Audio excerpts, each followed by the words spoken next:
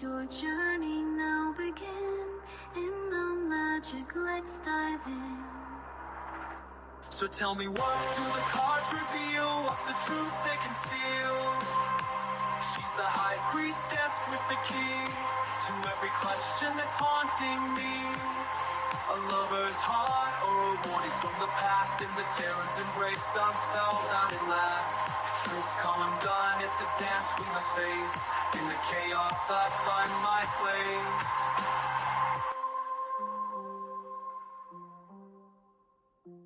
In the tarot's embrace, I'm spellbound at last. Truth's come undone, it's a dance we must face. In the chaos, I find my place.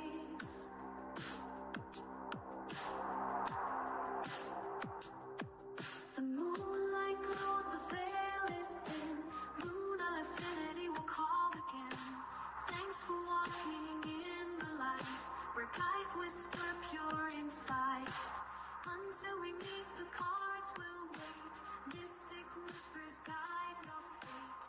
With every message our spirits send, for cosmic dreams our souls transcend.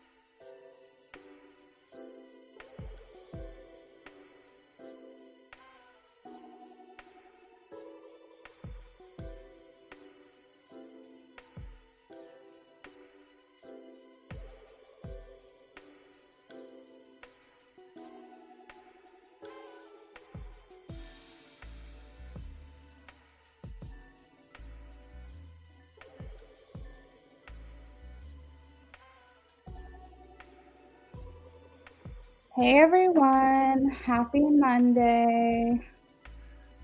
Welcome in, welcome in. We did get some pre-orders in, so I will be updating the list very soon. We got an order from Amy, Stacy, and Taka. So just be aware that I will beware that I will be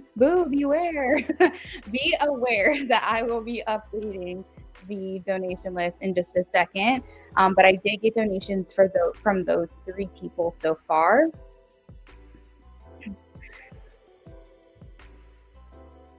I don't know why. I'm like extremely drawn to my Lemuria crystal lately. And I don't know, I thought I'd send some good vibes out to everyone else. This is a authentic, I don't know if it's like you can really see it, but it's like an authentic Lemurian crystal. If I had a better camera quality, you guys could see it's like got these really beautiful ridges in it. And I got it a couple years ago. I think it was like 3 or 4 years ago, probably.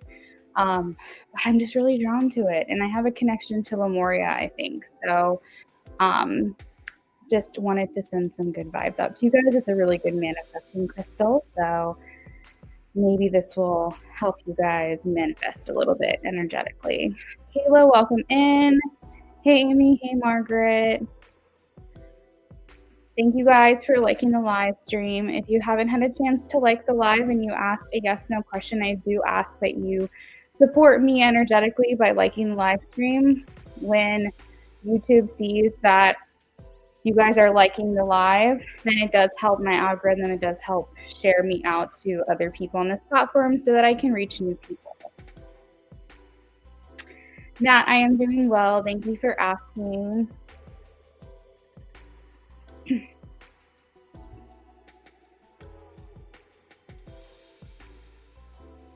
Taka donated for a BOGO and okay. Taka, so I can't do skips on pre-orders, girl. I'm so sorry.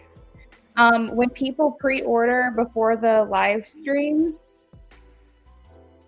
I'm not able to skip them. I can only put you ahead of the people that have not skipped, which you already are. Taka, what I can do for you is I can add cards to your reading if you like. I can do channeled message cards. I could pull Oracle. I can make one of your readings more of an in-depth. So just let me know what you want to do. Hey, James. Welcome in.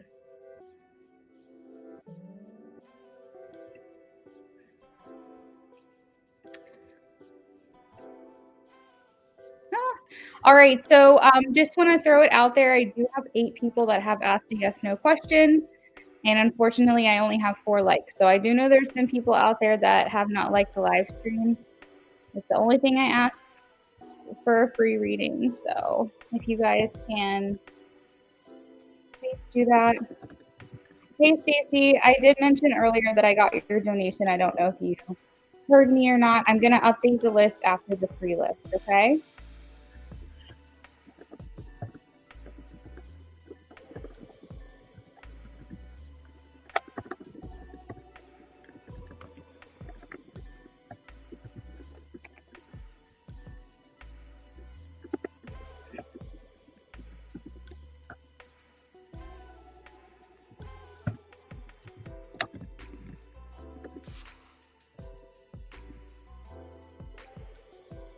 Thanks, James.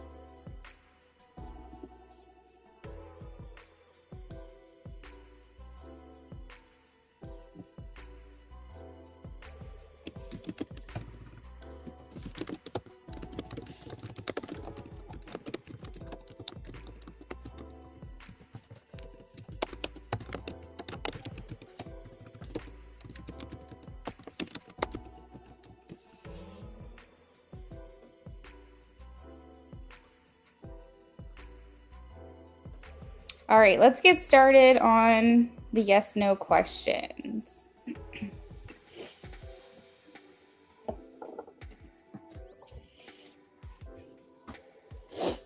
What's going on with my voice tonight?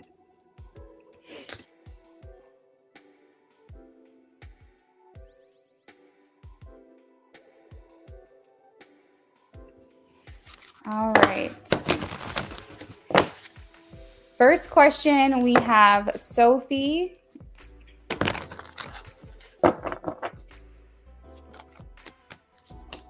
I am getting a no for you, Sophie. I have the 5 of Wands. It does look like you'll overcome a challenge when it comes to this area of your life, but I don't think that this is going to happen for that question. Is Maurice spreading rumors about Michaela?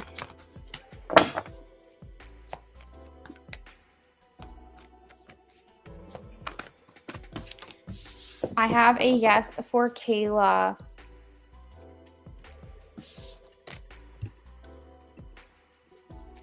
Hood Mystic. I think actually I'm going to shift this camera down real quick a little bit. I feel like the camera is too far away from me or something.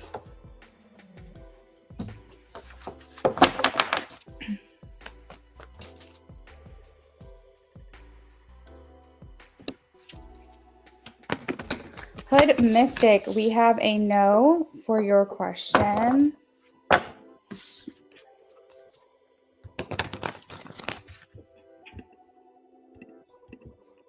Amy.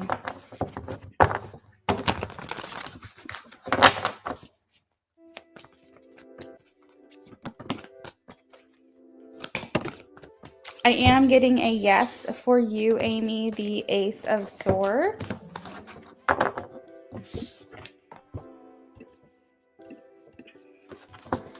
Nat.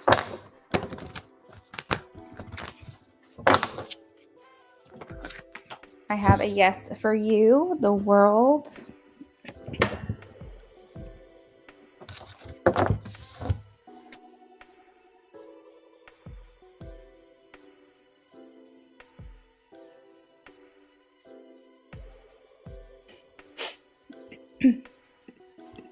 Nannies.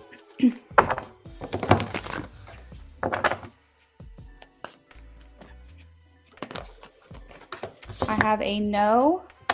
3 of Swords. Margaret.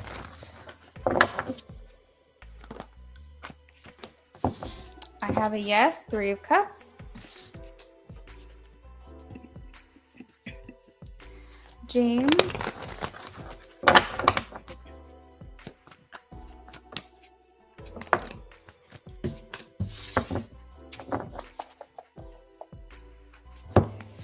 I think she's opening up to the idea. I don't think she's committed.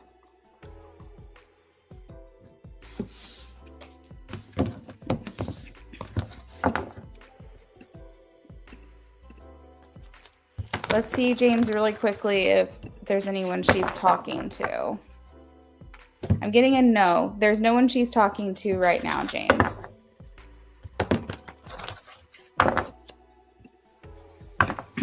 Will I find a better job soon? Will Emily find a better job soon?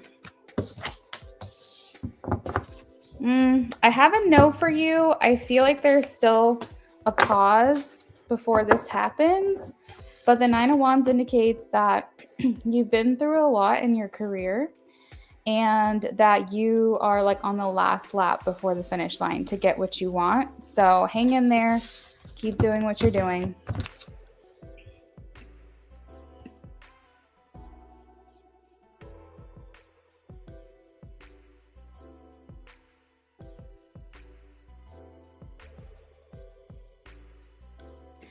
Philomena, thank you for the donation, girl. I'll add you to the list. I do have a running list right now. I will update the list momentarily. I have Amy, Stacy, Taka, James, and Philomena so far.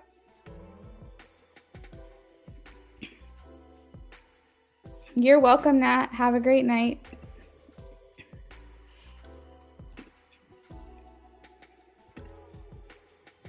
You're welcome, Emily.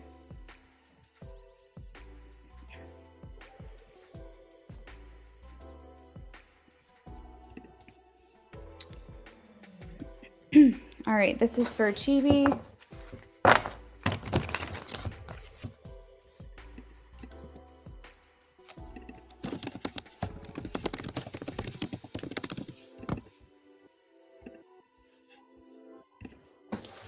David realized that he loves Chibi. I'm going to say no. I have the King of Swords and the 3 of Swords. This is a very, like a person who's not thinking very emotionally. So I'm going to say no. Lisa.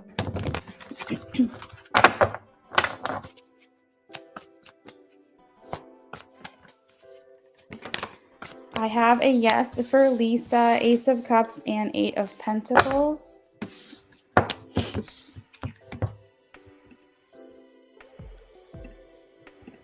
The Gemini.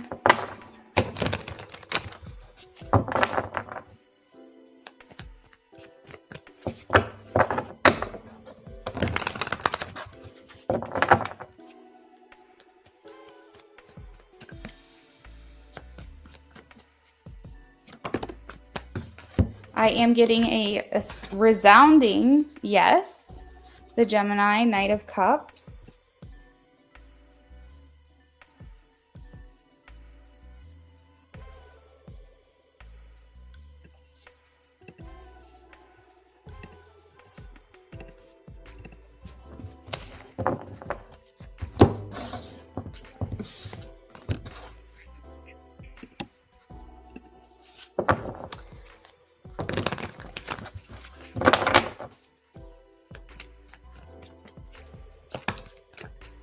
Peru.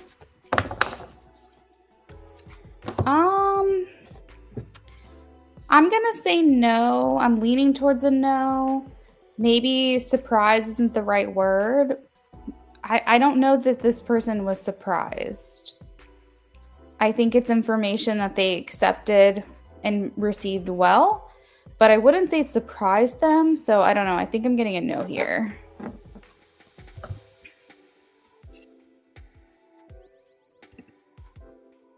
Maybe impressed, maybe happy for you, something like that. Sienna.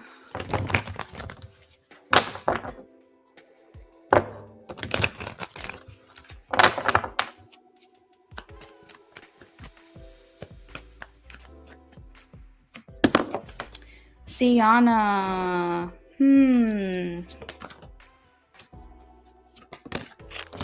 I feel like he's going to keep it up for a little while, okay? We are in Mercury retrograde, so Knight of Swords in reverse, Eight of Pentacles, King of Swords in reverse, Eight of Pentacles, Knight of Swords in reverse.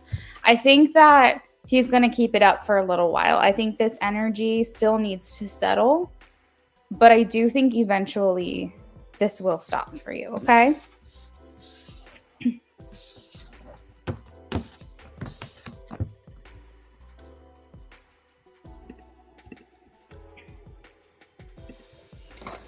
Will I get close to 100 in my final exam in April?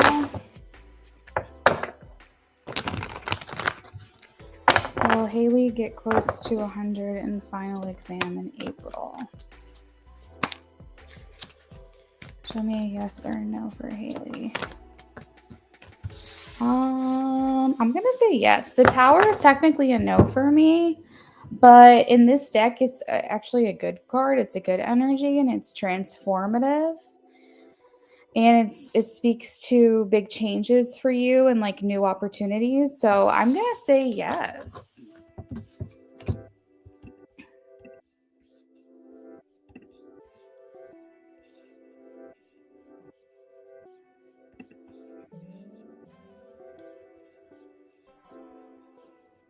You're welcome, everyone. Sienna, that is a yes, eventually. It's a no right now, meaning that he still is going to like try. I think he'll eventually get the picture, but we're in a very like backwards energy right now with communication, where when Mercury's in retrograde, a lot of people from the past keep coming up, and they're like, you can't like keep them away. And it's also an energy of kind of going back to how things used to be. And depending on how that presents in your life, it's very possible that this person is going to keep coming around for a little while, but eventually it will stop. So it's kind of a yes and a no. Golden moment. Does golden moment have a secret admirer?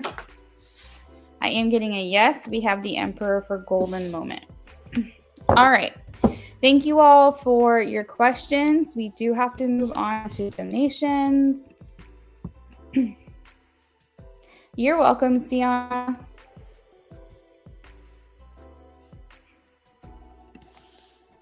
If Taka is in here, I've been calling on you. I just want to let you know that since it's a pre-order, whenever you order before the live stream starts, you can't skip ahead of anyone else, unfortunately. But what I can do with that donation is I can add channeled message cards to your reading. We can go more in depth, like pull extra tarot or oracle. You guys Taka, just let me know what you want to do.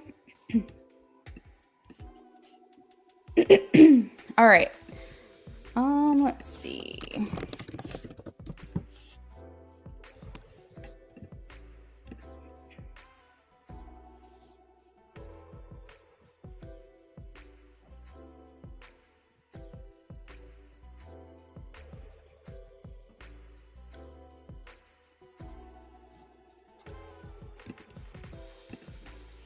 All right, so we have Amy up first with a mini, Stacy, Taka, James, Philomena.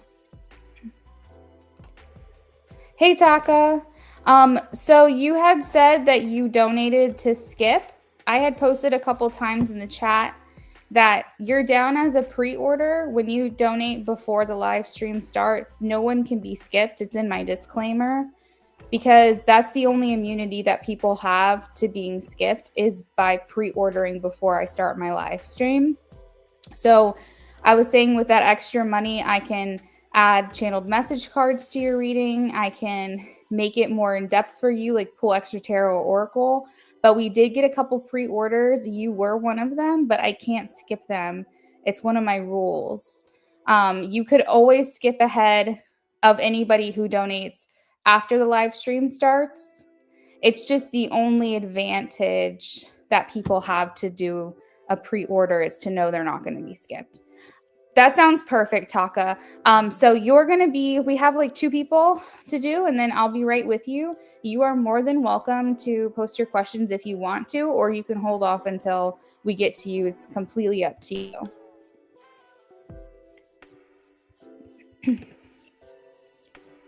All right, so this is the order of the donations that I have. Amy, Stacy, and Taka are pre-orders. And then I have James and Philomena after that. Actually, maybe it would be less confusing. Whoops. Wow, did not mean to do that. Remove. Unpin. Paste. This is how I had it before, so this will just make it easier.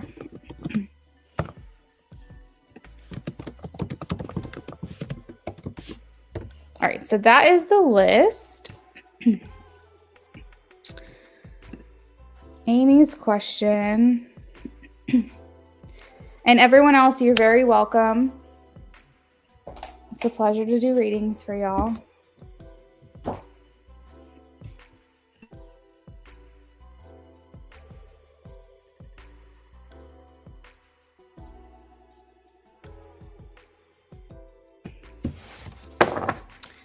So Amy says, I just want to do a mini love option 2 on Elias since he knows you follow him. I'm going to do option 2. Curious why he hasn't followed you back yet. Okay, if I do a mini love 2 for you, I can check in on the energy. I might not be able to answer the question as to why he hasn't followed you back because the love spread is like very specific. It's like, what energy are they giving to you? Like, how are they showing up in the connection? Thoughts, feelings, intentions, blocks and influences. Okay, so let's see what information we can gather with this reading first. And then if you want to add on, you can. James, that sounds perfect. Go right ahead. All right, option 2. Option 2 for Elias and Amy.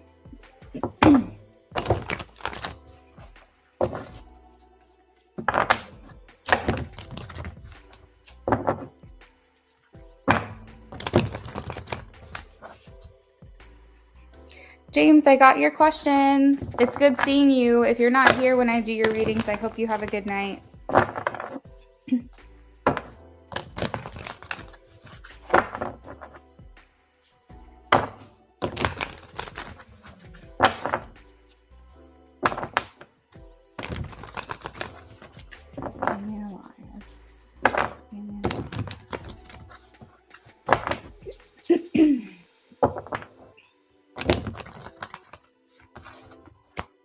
Sounds good. 1, 2, 3. Whoa. I'm going crooked. What's going on?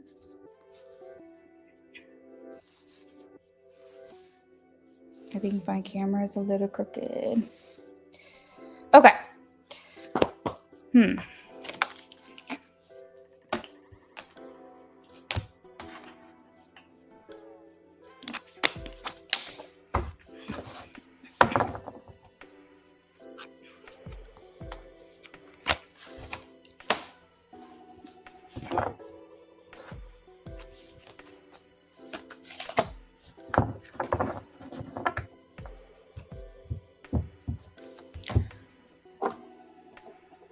I think this person is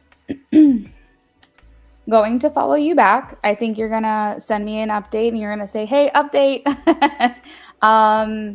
He followed me back.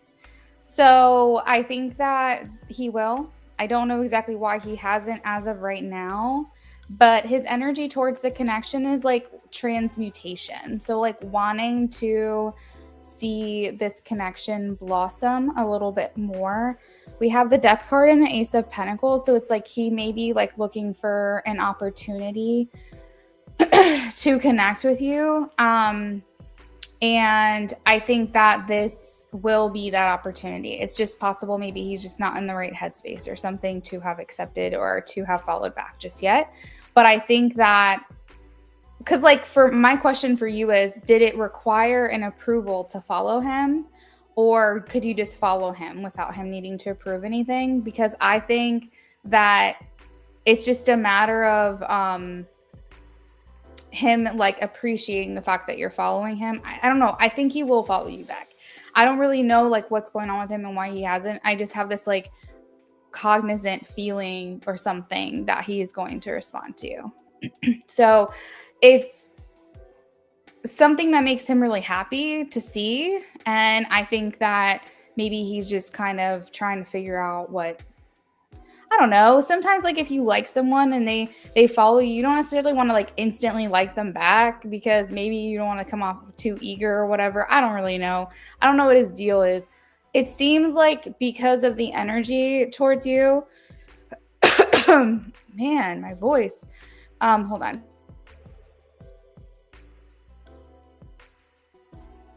It seems like because of his energy towards you, it's like he's all about this. He's all about you following him. So yeah, he's like excited.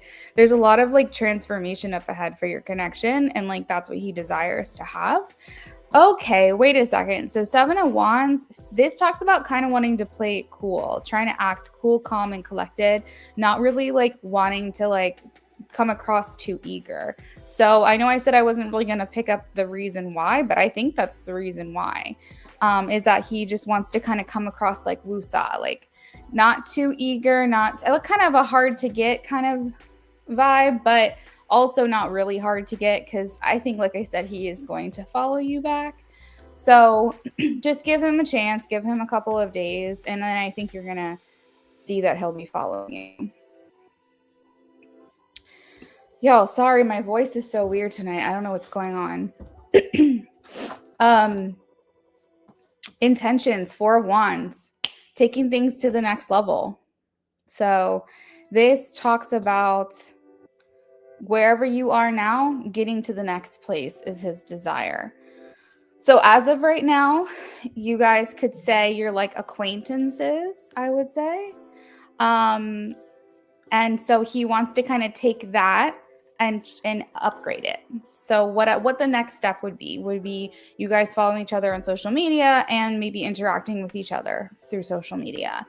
And then if you get 4 Wands again in the next reading, then that would mean he still wants to continue to upgrade or level up your connection. But that's where he's at right now. So he's definitely interested in interacting with you further, getting to know you further. I think that there's not any influences or blocks as of right now. I think maybe we're just kind of thinking about what could come from this or where this could go. Hey, bae, my free list is closed, but if you want to donate, you're more than welcome. Overall energy, we have the Page of Swords.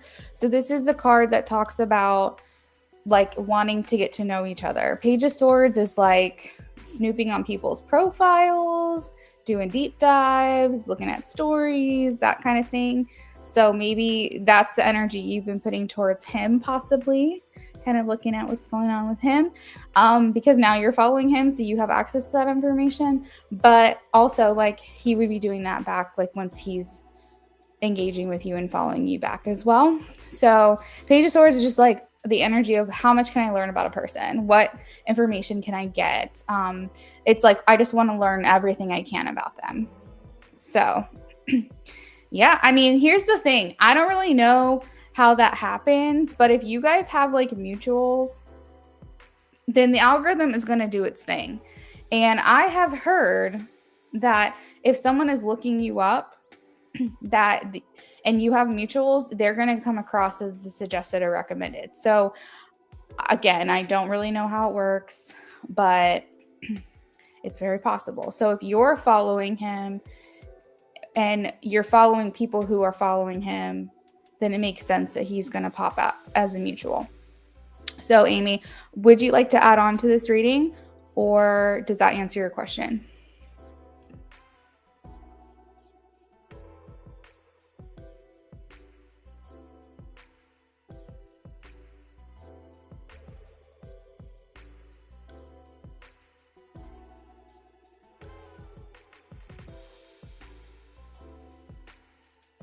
Yeah, we can do message cards, totally.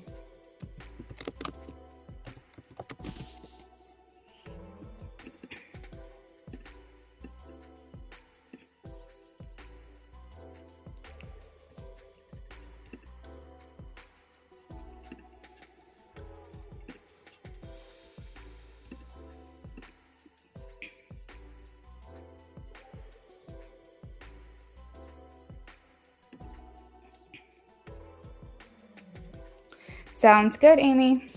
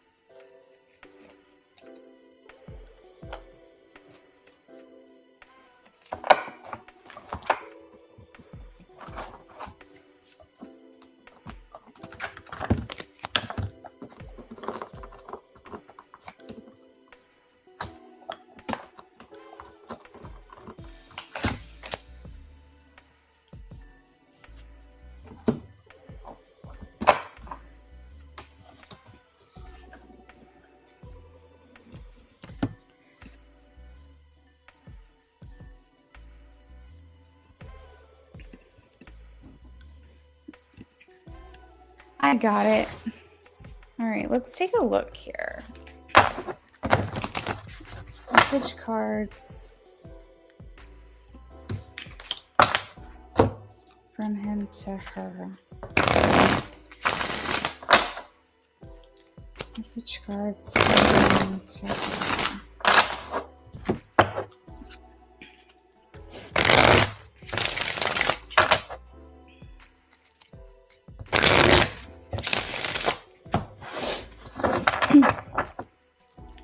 I took a nap today and I'm like, did I wake up with allergies? Like, what's going on? Ooh, so he says, do I still have a chance? I miss being with you. I wonder how you feel.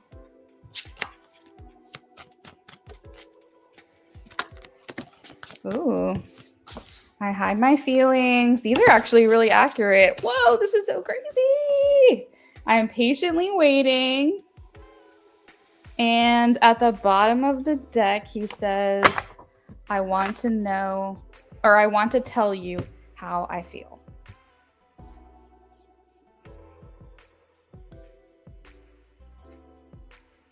So it sounds like there's some kind of like desire to reciprocate. There's some desire to communicate what you're thinking inside, wanting to spend more time with you. Like, and then this actually, I just realized this like talks about playing it cool. Like, remember how I said he's like, oh, I hide my feelings. Like, yeah.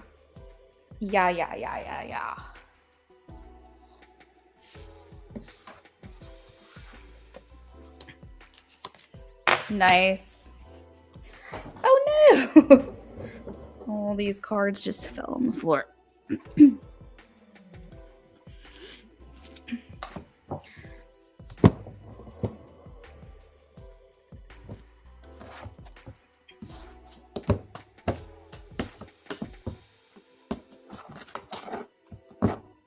You're welcome, Amy. I know. I was like, wow, that's pretty accurate. Okay, so next up on our list, we have Stacy.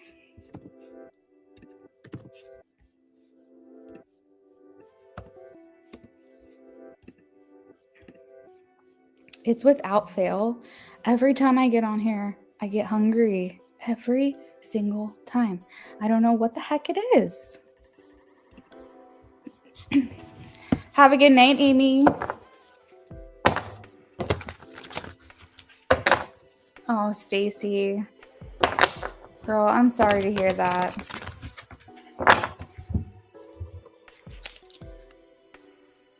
What I will say, just overall, we'll see what the cards come out as.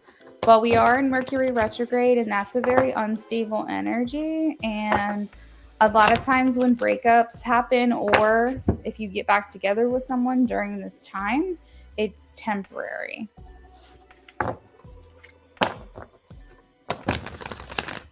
Oh, that'll be fun, Amy. All right, is this the end for them? Please show me a yes or a no. Is this the end for them? Will they reconcile?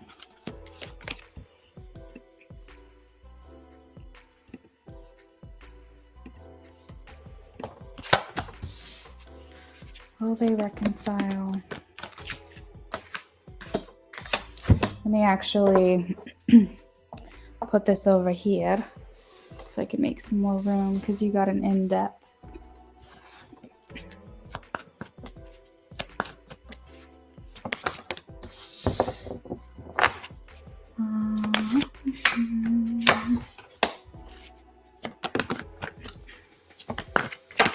I don't feel like the energy is grounded. I don't feel like it's stable. I think that it can go either way. I'm leaning towards finality. Personally, from this reading, it feels like this has come to a natural end. And I know that you had said that it was very surprising and very out of the blue, as far as the actual decision to break up. However, I think for him, this might have been something that he had been thinking about for a little while. I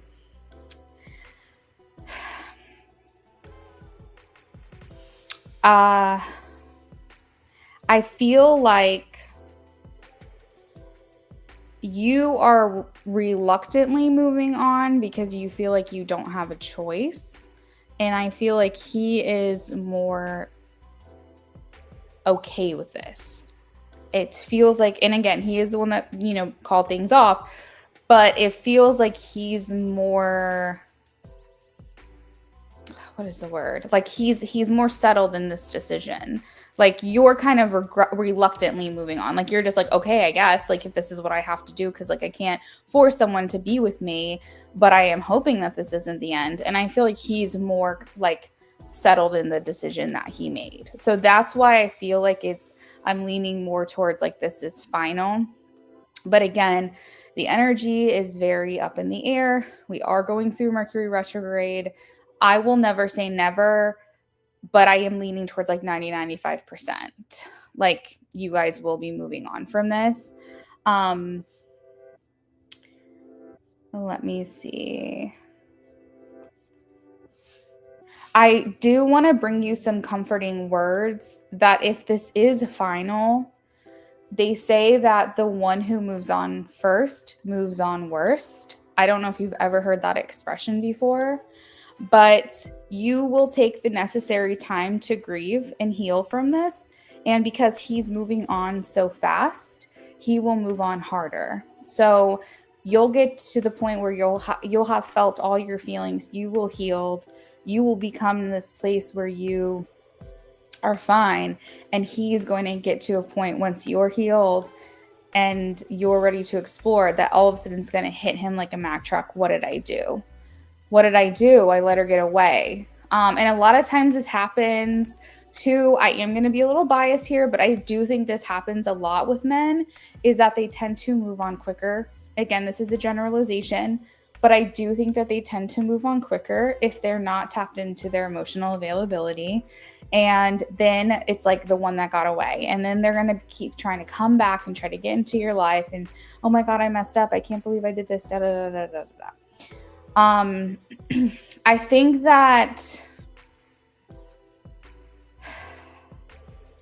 that he just feels very settled, and I'm sorry to deliver this message. I just feel like he feels very confident in this decision. Now, there are, I think, some things you don't know as to what's going on with him. I am not going to sit here and say that he's involved in someone else romantically, but there is definitely someone in his ear. There's definitely something else going on here. And I feel like while this is a decision that he made, I feel like there's someone else here that's helping to influence this decision. And it's like he has options.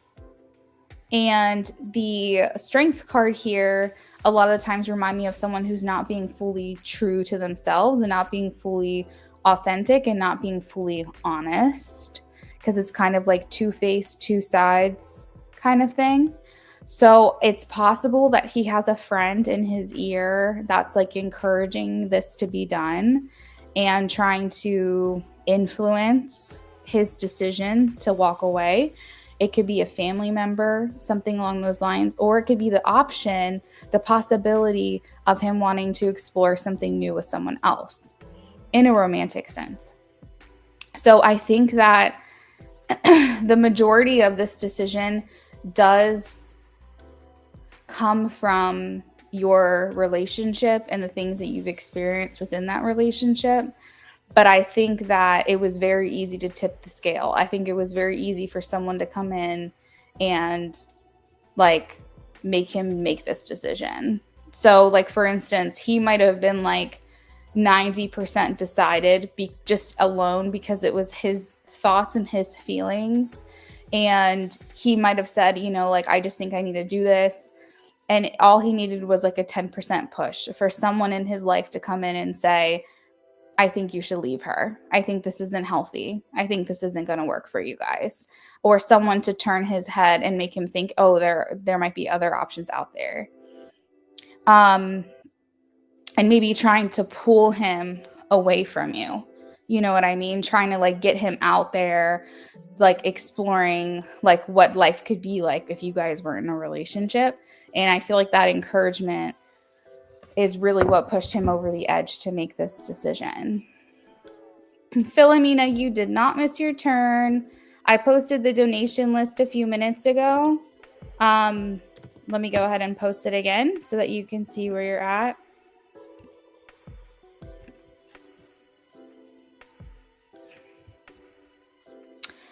He is a best friend who is a Leo. It's probably... Is it... Oh, you think it's one of his best friends that is this person in his ear? Hey, Dwayne, free list is closed for the night. Only donations. I'm sorry. Yeah, I feel like he's got someone in his ear. Sorry to say. And I feel like they're really encouraging this. It doesn't mean that he hasn't fully made up his mind most of the way, which is why I'm saying the energy is unstable, because he could come back to you. But I do think he made the majority of this decision on his own. I think that there was just someone who kind of pushed him past the finish line. Like he was already there, but someone was just like, you know, gave him a nudge. So there's some type of external influence. There's some type of third-party influence that's coming in and trying to like encourage this separation. Oh, I see. It's okay, Dwayne. No worries. You don't have to apologize. So, yeah, that's what I'm getting, Stacey. I'm sorry that this doesn't like fully answer your question. I can only go with like what I'm leaning towards. I do think it's more final than repairable, but I do think there's a small window for that to change.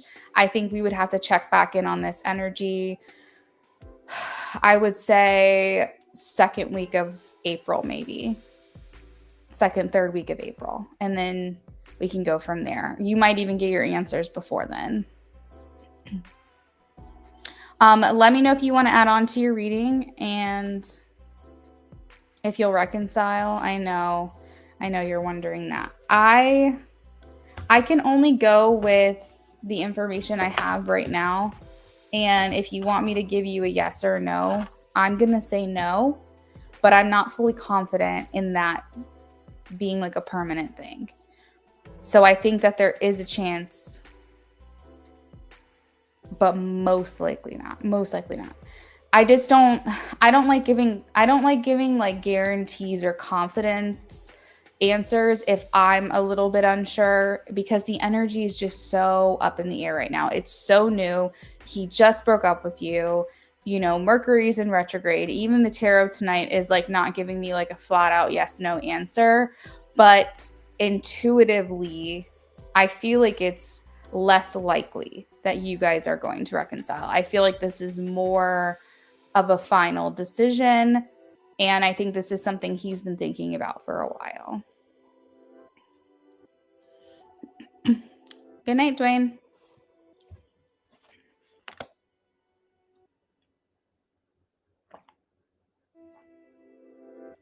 Like, he feels more settled in this decision. He feels more, and again, he is the one that broke things off, but he feels more confident in this decision that he made to break up. So it's like he feels this is what's right for him at this time. And that's why I feel like it's more final, because he's so sure. He seems so sure, at least. And again, I don't like to be the person to deliver this news, but I feel like if you went to another reader, they would tell you the same thing that I'm telling you right now.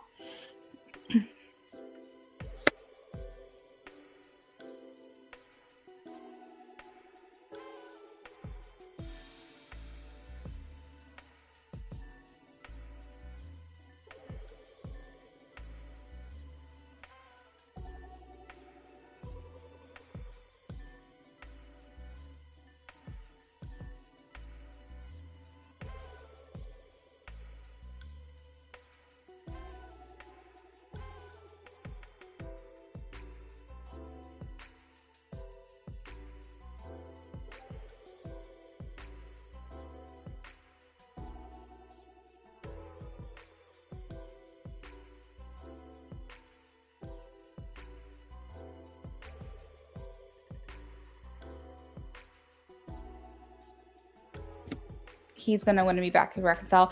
I think it's possible.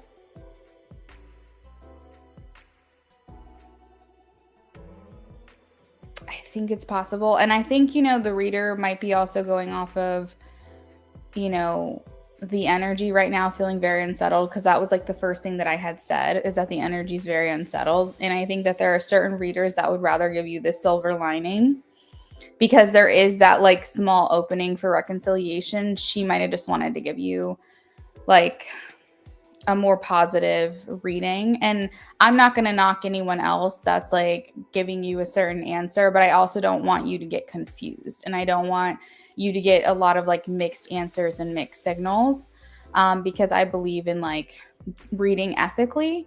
With these cards, I don't think it's like gonna happen. I just feel more like it's not going to happen. You're not going to reconcile. I do feel, though, that more than anything, because the energy is unstable right now, there's a lot of moving factors happening at this time, and it's so fresh like I said, I'm never going to say never, but I'm not as confident as this other reader telling you that he's going to reconcile. I'm not that confident.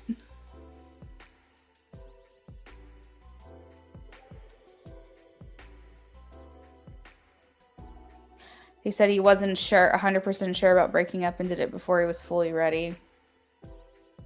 I mean, I think, like I said, it didn't take much to tip him over the finish line. I think that, yes, this breakup could have been premature. It could have been, in the sense that he allowed someone else to come in and influence his decision. But I think that he had his mind made up. So maybe he wasn't 100% sure. As I said before, he was maybe 90% sure, and he let someone come in and push him over that line. You know, he let someone come in and influence him. But what I'm saying is, it didn't take much for someone to come in and like influence that decision. Because I think that even if he wasn't 100% sure, I think that he still had he was fairly confident in this decision.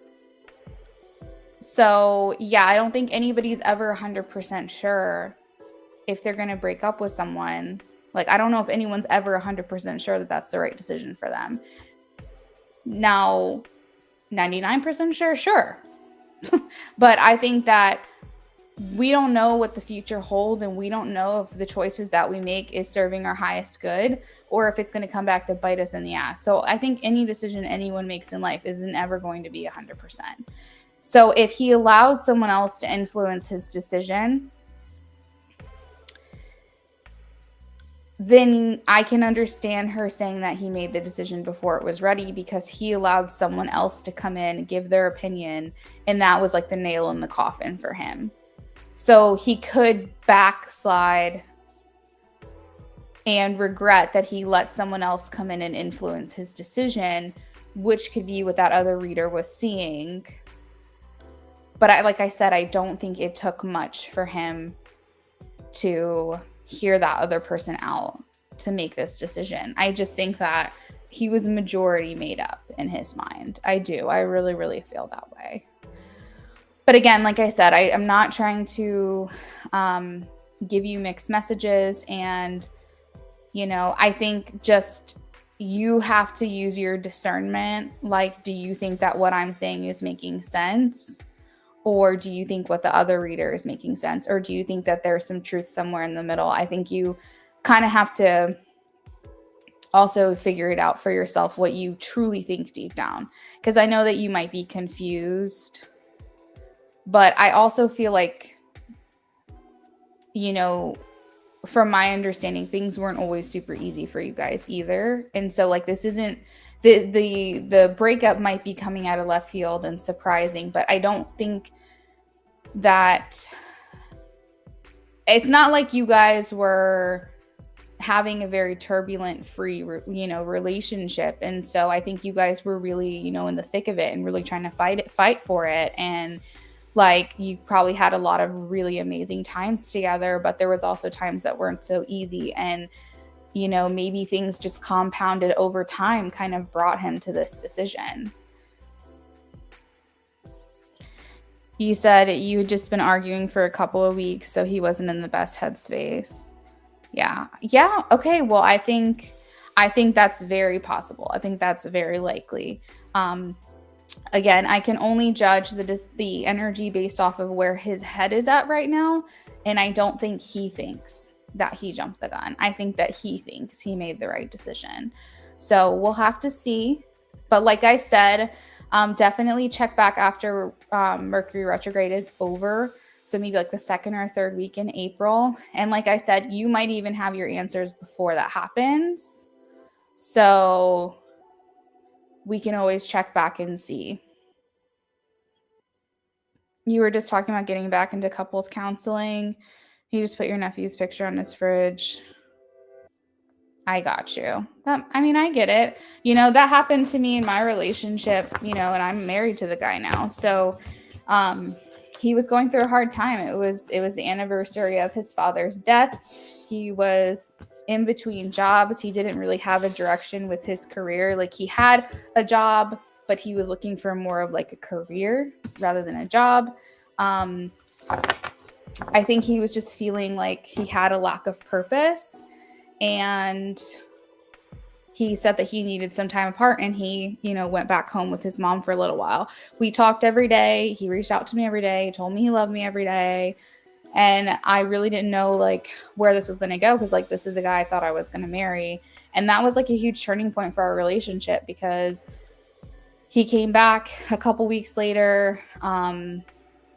And it was hard. I'm not going to say it was easy, it was very difficult, because, I kind of felt like we were heading in one direction, kind of like what you're saying. And it's like, it did kind of come as a surprise. I just wasn't prepared for it, because I just didn't understand. There were no like warning signs, if that makes sense. But he was grieving, and he was depressed, and he felt like he didn't have, much of a purpose. And so, because he was going through his own thing, and unfortunately spilled into our relationship. Now we're married. So like I said, I'm never going to say never. Maybe that will be something that can happen for you like that. But yeah, I can only go with like what I feel during the reading. And if you're wanting reconciliation, I do hope you get that.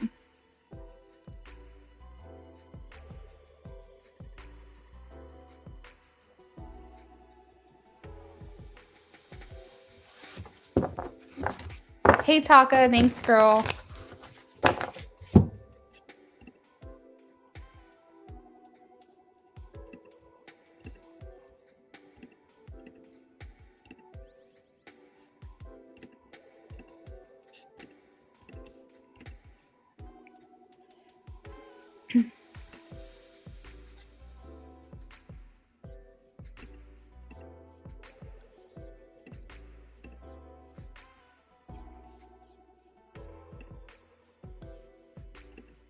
Yeah, you're welcome, Stacy.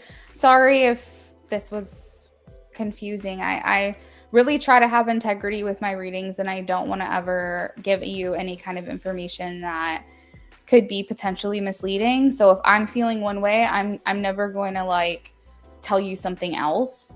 I can only go with like what I'm feeling. So yeah, but I appreciate you coming to me. I appreciate you trusting me with this information. And I really do hope that if this is what you want, and that you guys can get back together, because I know how much you love each other. So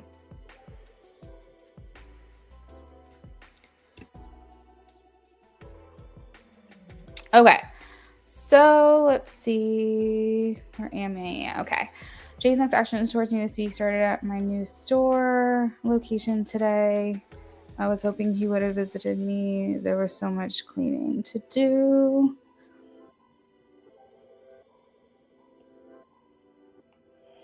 Wait, so you accepted the new store? The one that he offered you? So much cleaning to do, reorganizing, staff behavior also isn't that great. Yikes. They had attitude that you were changing everything. I'm just a bit annoyed because Jay said he would help support me, but he doesn't visit today. Just hope I can make the store a success. And didn't get bamboozled. Oh, geez. He did text a lot today. I was a little distant, though, because I'm so tired. I need to soak in a hot tub. Oh, girl. Well, congratulations on the new store.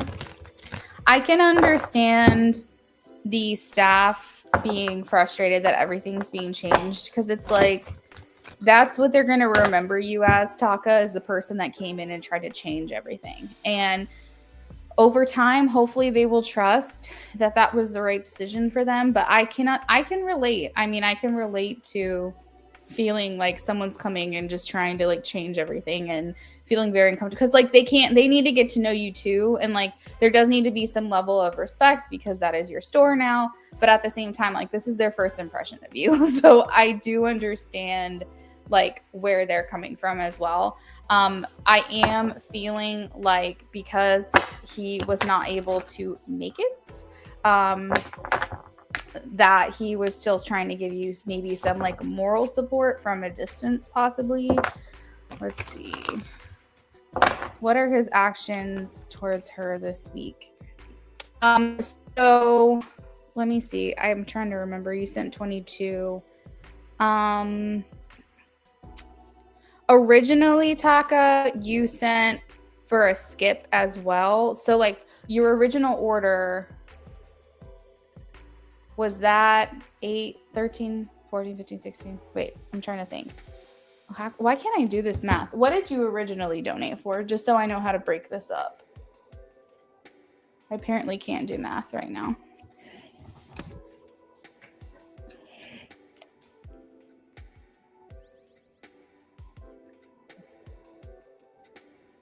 Okay, it looks like a BOGO maybe. Hey, Leanne, welcome in. Okay, so you originally donated for a BOGO. So do you want this to be the question that I pull extra cards on? Or do you want me to pull extra cards on the other one, on the next question?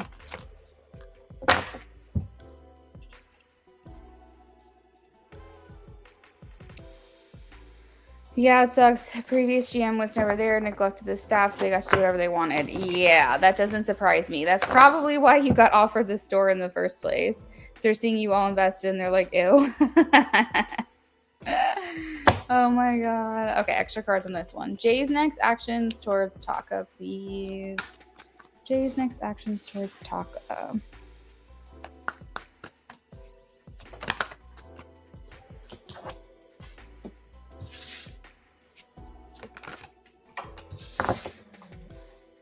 So I think because he's messaging you quite a bit, it's more like, I just want you to know that I'm trying to offer you moral support.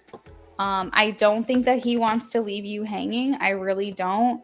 But I think he also wants to see how you perform or how much productivity you can do on your own. Like, I think that it's like frustrating because it's like he has this like huge belief in you. He has such big belief in what it is that you can do.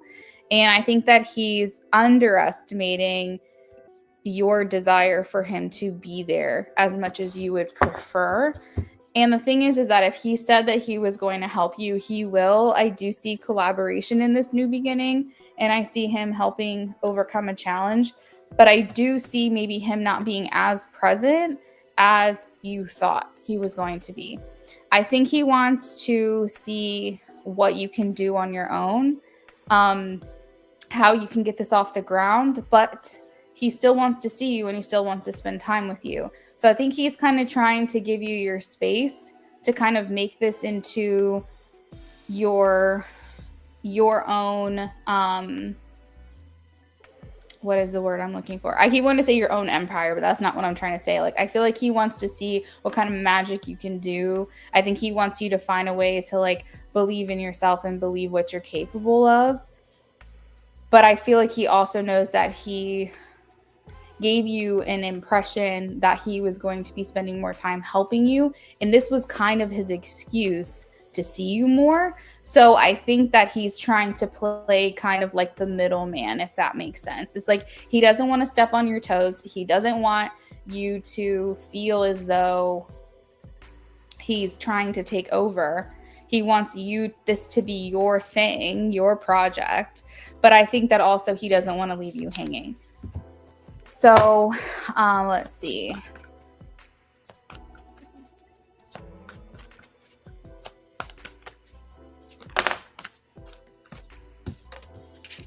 I think he is going to stop by the store this week. I don't think he's going to be spending as much time with you this week as you would like him to be. I think this card right here almost says, I'm making a quick run in. I'm going to check on you. I'm going to see how you're doing, maybe spend an hour or two at the store, and then I got to go. Like, and I think that leaves you feeling a little bit disappointing because you're like, wait, where's my support? You said that you were going to help me. Where have you been? Like, what's going on? So I think that, I gotta say, girl, I think he might have given you a little bit of the wrong impression. Again, I don't think you got bamboozled, all right? But I think that he might have made it seem as though he was going to be there all of the time. And I think he wants to. I think that he just is realizing that's unrealistic for him. And oh shit, now I said I was going to do all this, and now what am I doing? So I think he wants you to, he's going to stop by. I do think he's going to be here this week. I do. I think he's going to stop by. He's going to check in. He's going to see how things are going. He's going to see things coming along. And I think he's going to be really happy and impressed and all of that. But again, it feels more like a drive-by. Like it feels like a stop-in kind of vibe. Now that could change next week potentially, but I think it's just leaving you feeling very disappointed because it almost feels like he's dropping the ball on the opportunity to spend more time with you. And I don't think that that's what he wants to do. I just think that unfortunately that's the reality of the situation for him because he also has responsibilities. And so he's trying to like be everywhere for everyone all at once. He's trying to offer support, you know, on the phone. He will stop in, you know, at some point this week, I feel. But I feel like he underestimated like how much he wasn't going to be able to follow through. And so that's kind of the frustrating thing, you know, and this could change as his workload eases up. You might start seeing him more. I really do think he's going to take the time out for your store as much as possible, especially in, you know, the early days, just because it's a lot of work. It's a lot of work. I know that you are probably feeling a lot of things right now about this. You are probably very happy, honored, proud of yourself, but I'm sure it's also very stressful. I'm sure it's a lot of hard work. I'm sure it's a lot of long hours. So yeah, you're probably feeling like a bunch of things right now. And I think that, yeah, I think there's parts of him that he wants to support you any way he can. So here's what I will say. Even if he can't be as hands-on this week as he would like to be and as you would like him to be, I still think that if you can gather like any kind of questions you have for him in terms of like ways that he can help you so you guys can maintain in contact that seem like legitimate, I think you should still go to him. I think you should still seek him out for help in that way, even if it's not in person. I think you should still try to maintain that contact with him because like I said, he does want to help you. But I think he also is very confident in your abilities. And I think that's truly why he gave this to you, you know? Okay, because I didn't want to bother him with too many questions. I think it's still fine. I do. I think that he's cool with it. I think that he understands. Have you ever opened a store before? Is this like something new to you, or is this something you've done before? Literally, we'll have to do a ton of doubles. Like, oh, this staff doesn't know anything. I'm so sorry. It's too bad you can't shift staff around. Like, you can't just be like, hey, you're going to go to this store and I'm hiring someone else. But, you know, that was kind of a shitty thing. Like, that happens to me. You know, believe it or not, my last 2 jobs, this is what actually happened, is that my company sold to a completely different hospital in the second to last job that I have. And, you know, every single year working at this company, you accrue more and more time off. Like, you build it up. And I had been working there for 7 years. So I really paid my dues and like worked my way up. And by this company buying out my company, they were starting everyone from day one, as if we were all day one employees. And I was like, taking away our benefits. There was a lot of stuff that was being changed. And I was like, fuck this. All right. A lot of people left. A lot of people were replaced. And that happened with my last job, is that I wanted to work there because they're the CEO of the company. I was like working right under him, and we got on really well.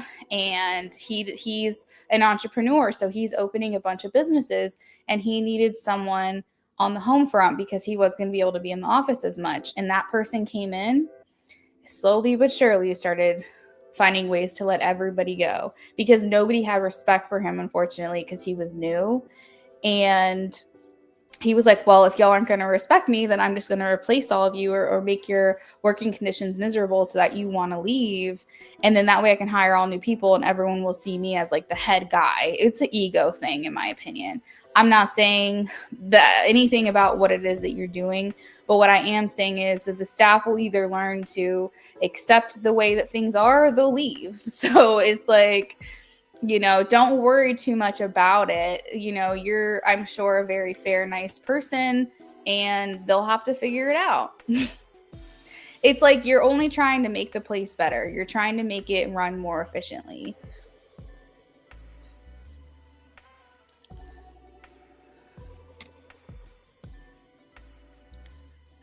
You were at your low location for 2, then got promoted, but your old store had great labor metrics, was in the green. This store is in the red. Oh, God. I plan on bringing it up. But see, you have the experience of what it takes to be in the green. So I think that's what's important.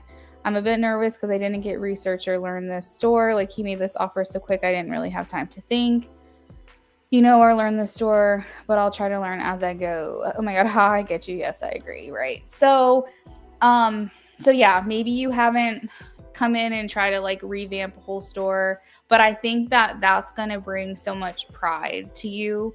I really do. And I think because this is the first scenario you've been in like this, I think he's going to be perfectly fine with you asking him questions. And what I will tell you, Taka, is that he wants to help you. And if he feels that he is not stepping up to the plate, he will let you know. He will say, hey, I'm so sorry, I've been so busy lately. You can obviously ask me questions, but if I can't get back to you right away, let me offer someone else, because this man just wants to help you. That's all I can say, is that he's looking for any way to make your life easier. I think that he has a lot of belief in you, a lot of belief in your capabilities. I think that he feels like you're the perfect person for this job. It's a huge undertaking, but I think that he really believes in you. I do.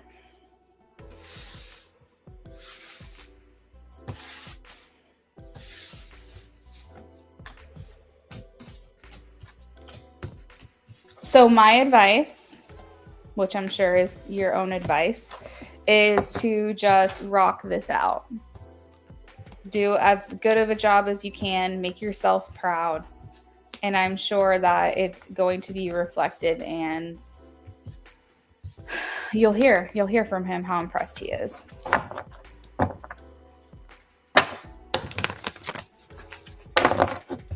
feel like I'm having like the worst carpal tunnel right now. My poor hand.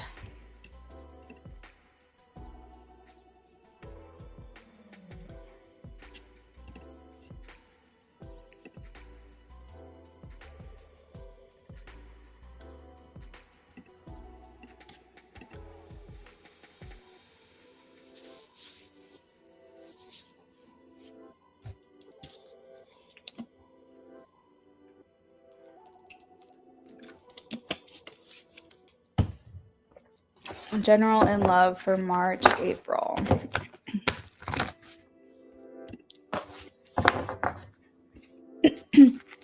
What's coming towards Taka?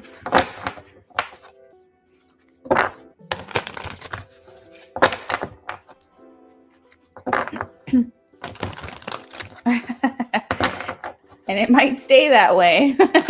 We'll see what the cards come through.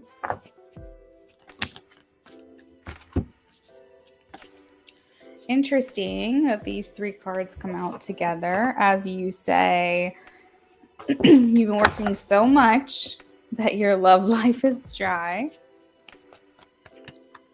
Love for March and April. Knight of Cups is a good card to see. It does indicate someone wanting to court you, like cater to you, cater to your needs, your desires. Knight of Cups is very romantic. It's kind of like the candlelight dinner card of the tarot, where you've got someone who wants to like wine and dine you, and do some romantic gestures. I'm going to assume this is J because the devil is here and this talks about temptation and potential risk for pursuing a love connection. So in a lot of ways, he's feeling tempted by you and he feels like there's risk associated with pursuing you with this devil card. So I think this is J.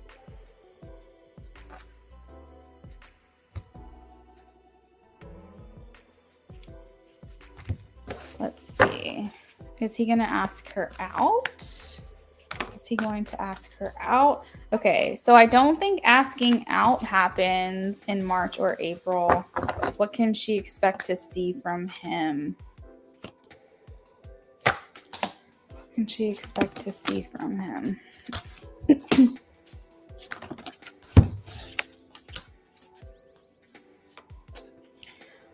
So I think you're going to get more flirting.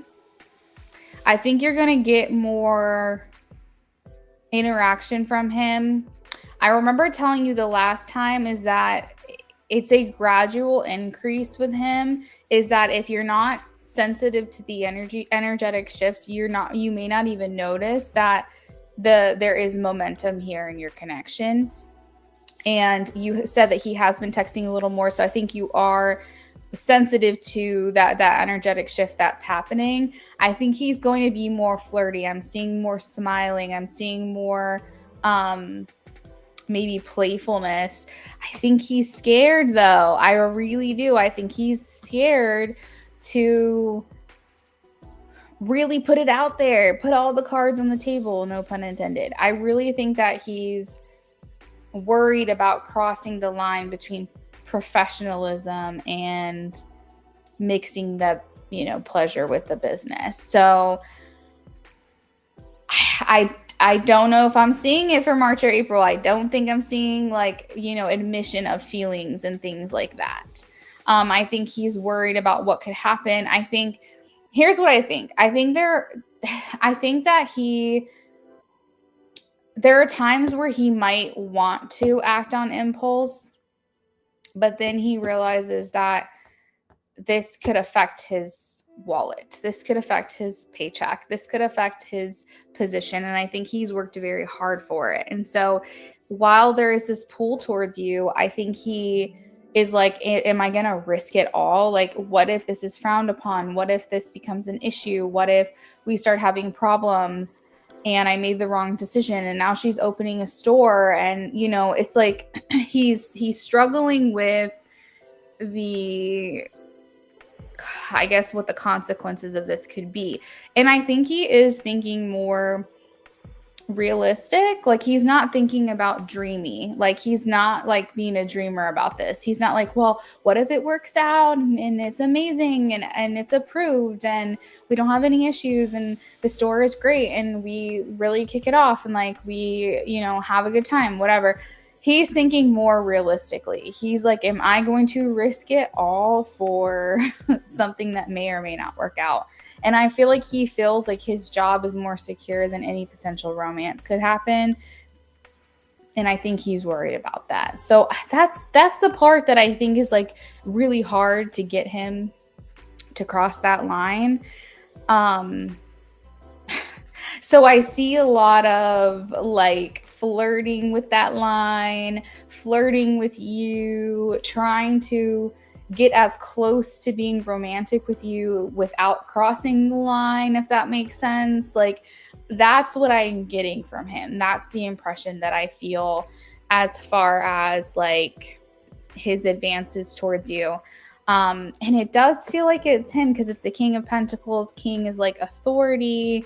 The one that has like a stable job, a stable income, a really great profession, a provider. And I think that your interest on him is going to, your interest on him, but also just you being so busy, being working so much, is not going to present opportunities for other people in your love life to come in right now.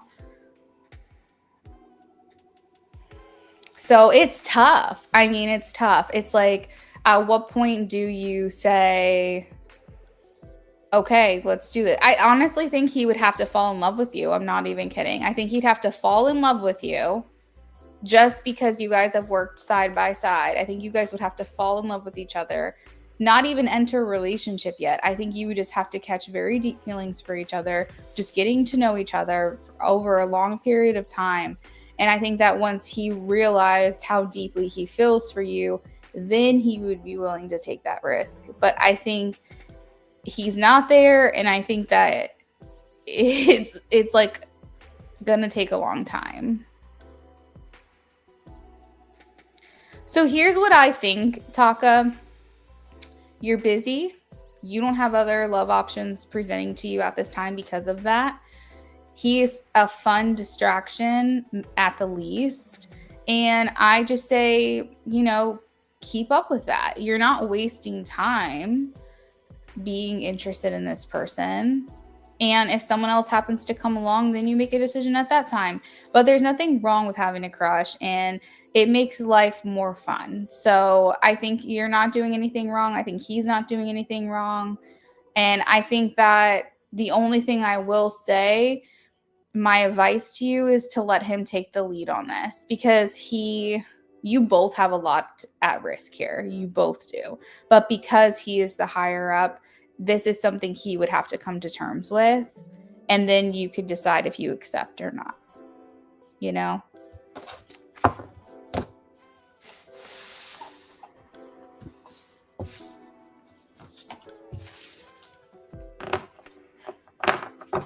So hopefully that answers your questions, Taka. If you want to add on for anything else, just let me know.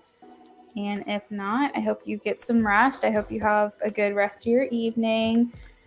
Get yourself a heating pad, soak in the tub, do something.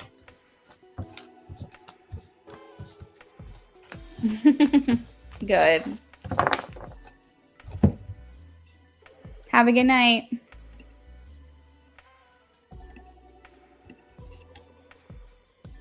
Oh, perfect. I'm glad. Okay. All right. Where is my listy list?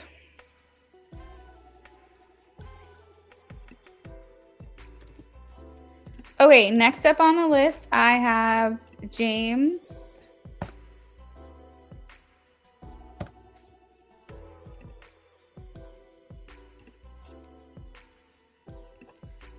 We have James, Philomena, and Jasmine.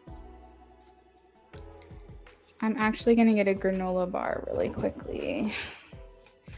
I'm getting hungry.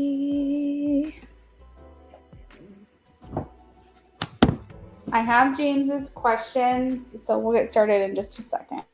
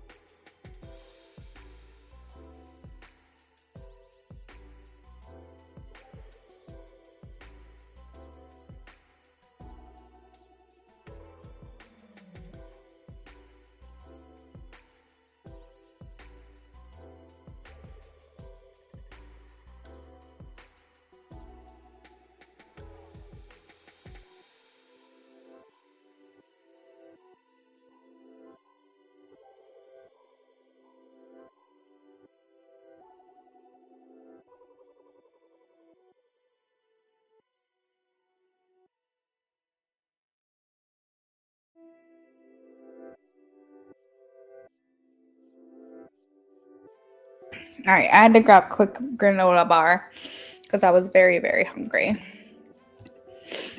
All right, this is for James. All right, James, let's get started on you.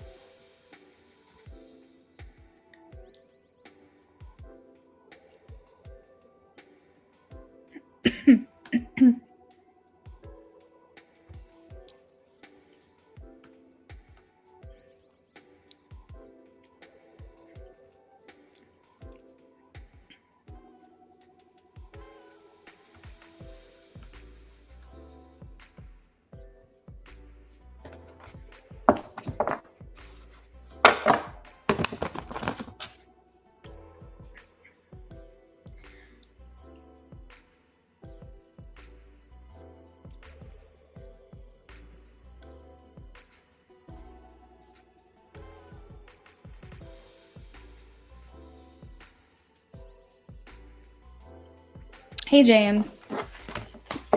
Hey.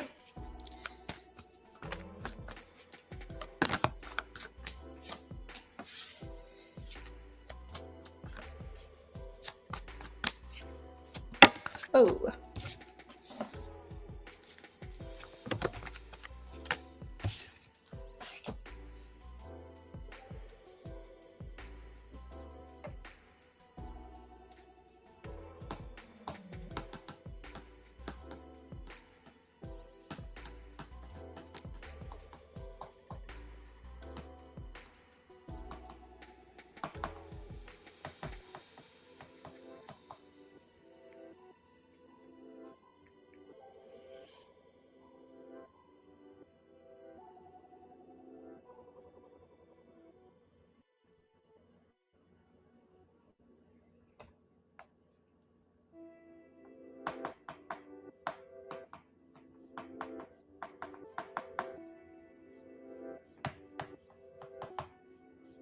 Oh, you're checking in. I thought you said you were just chilling.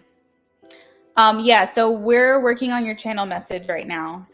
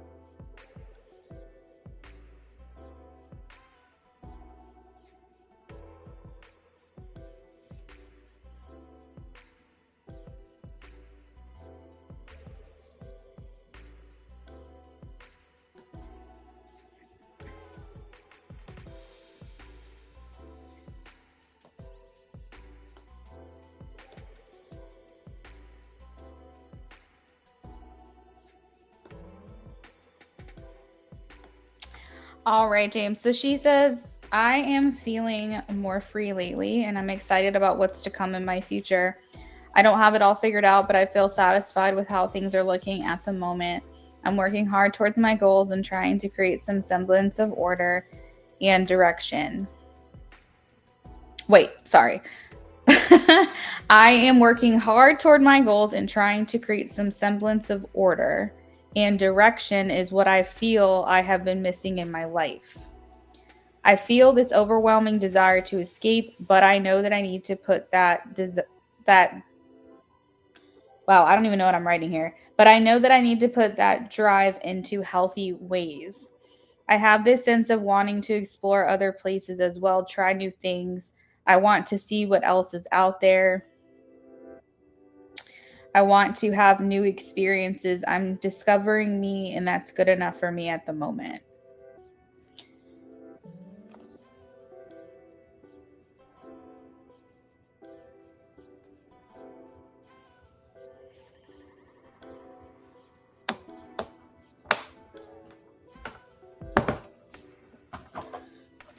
It seems like she's feeling content overall with her life.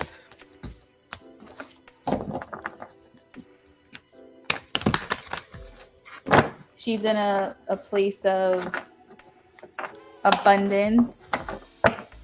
No, sorry, not abundance. She's in a place of growth. And I guess expansion. Maybe that's why I said abundance.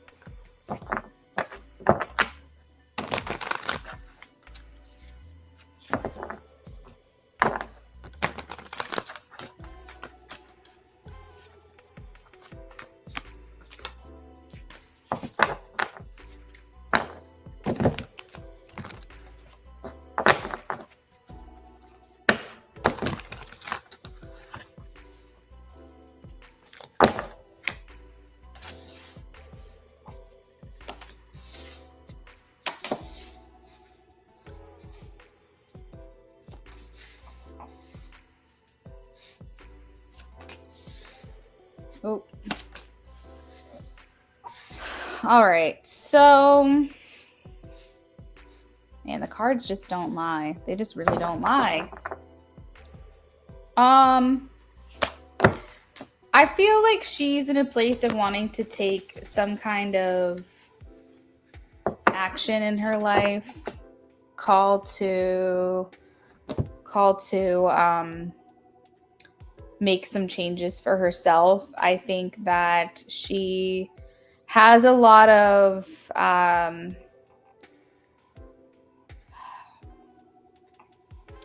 what I will say is there's still residual stuff going on between the two of you. Is it mostly cleared out?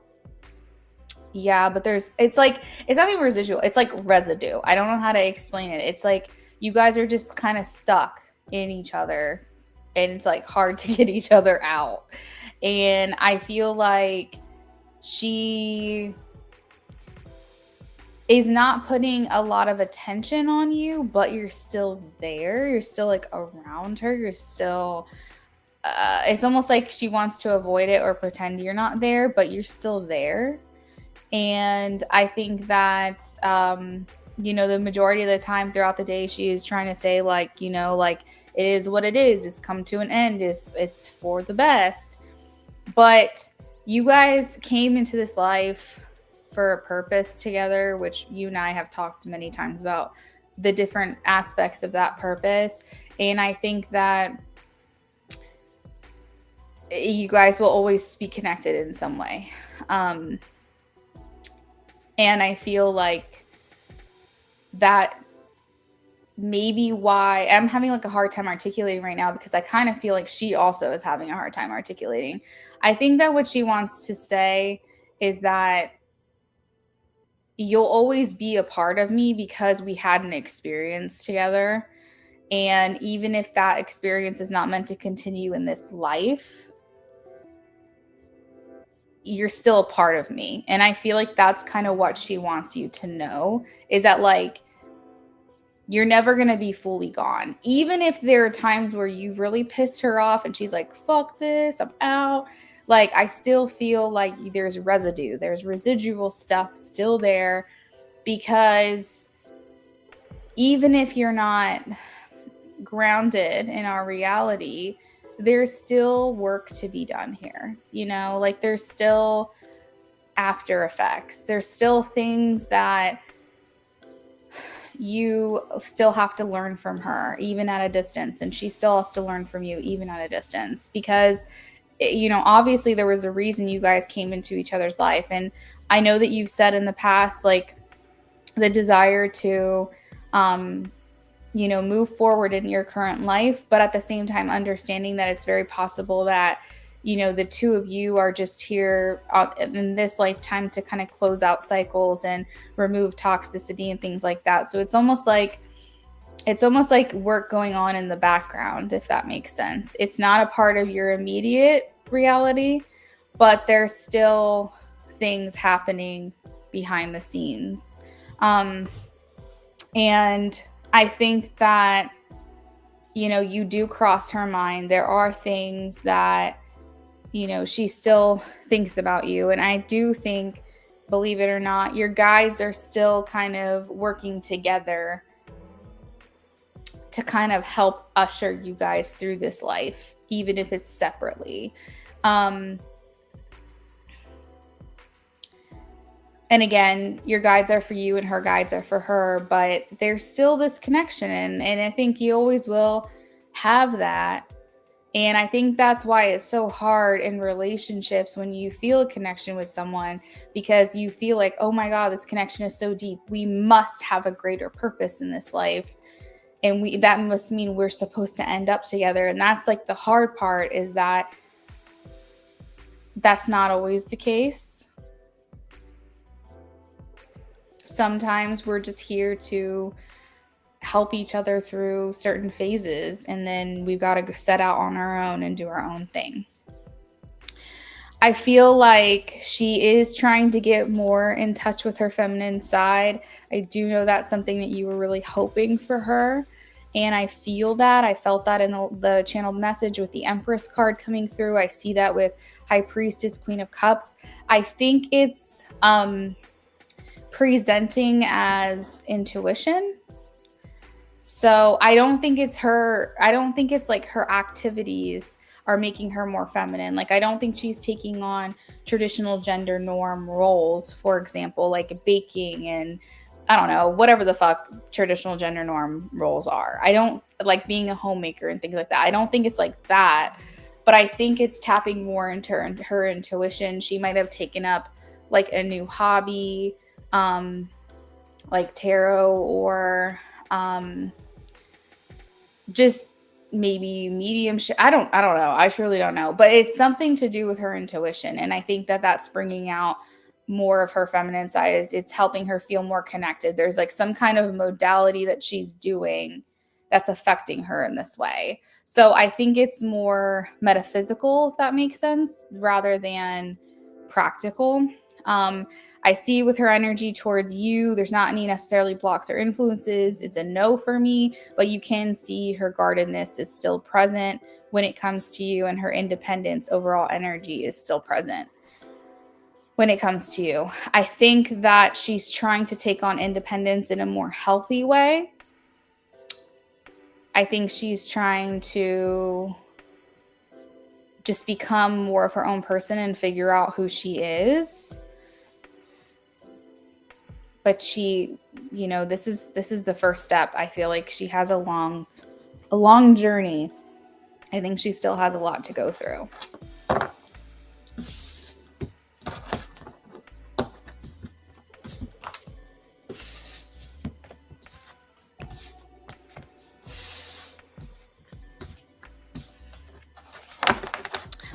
So Jasmine, you said, James, you're into Reiki. I have a Reiki cord cutting session coming up. Well, that's good for you, Jasmine. That sounds awesome.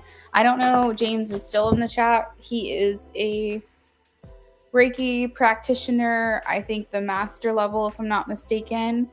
So he's not just into Reiki. It's what he does for a living. That's very cool. Like, I'm happy for you. All right, how will she react to you? How can you react to you asking for your sound rules and Reiki manual?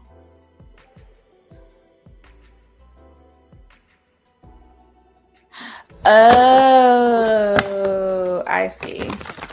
How will Patty react if James asks for his sound bowls and Reiki manual back? How will Patty react if he asks for his sound bowls and Reiki manual back?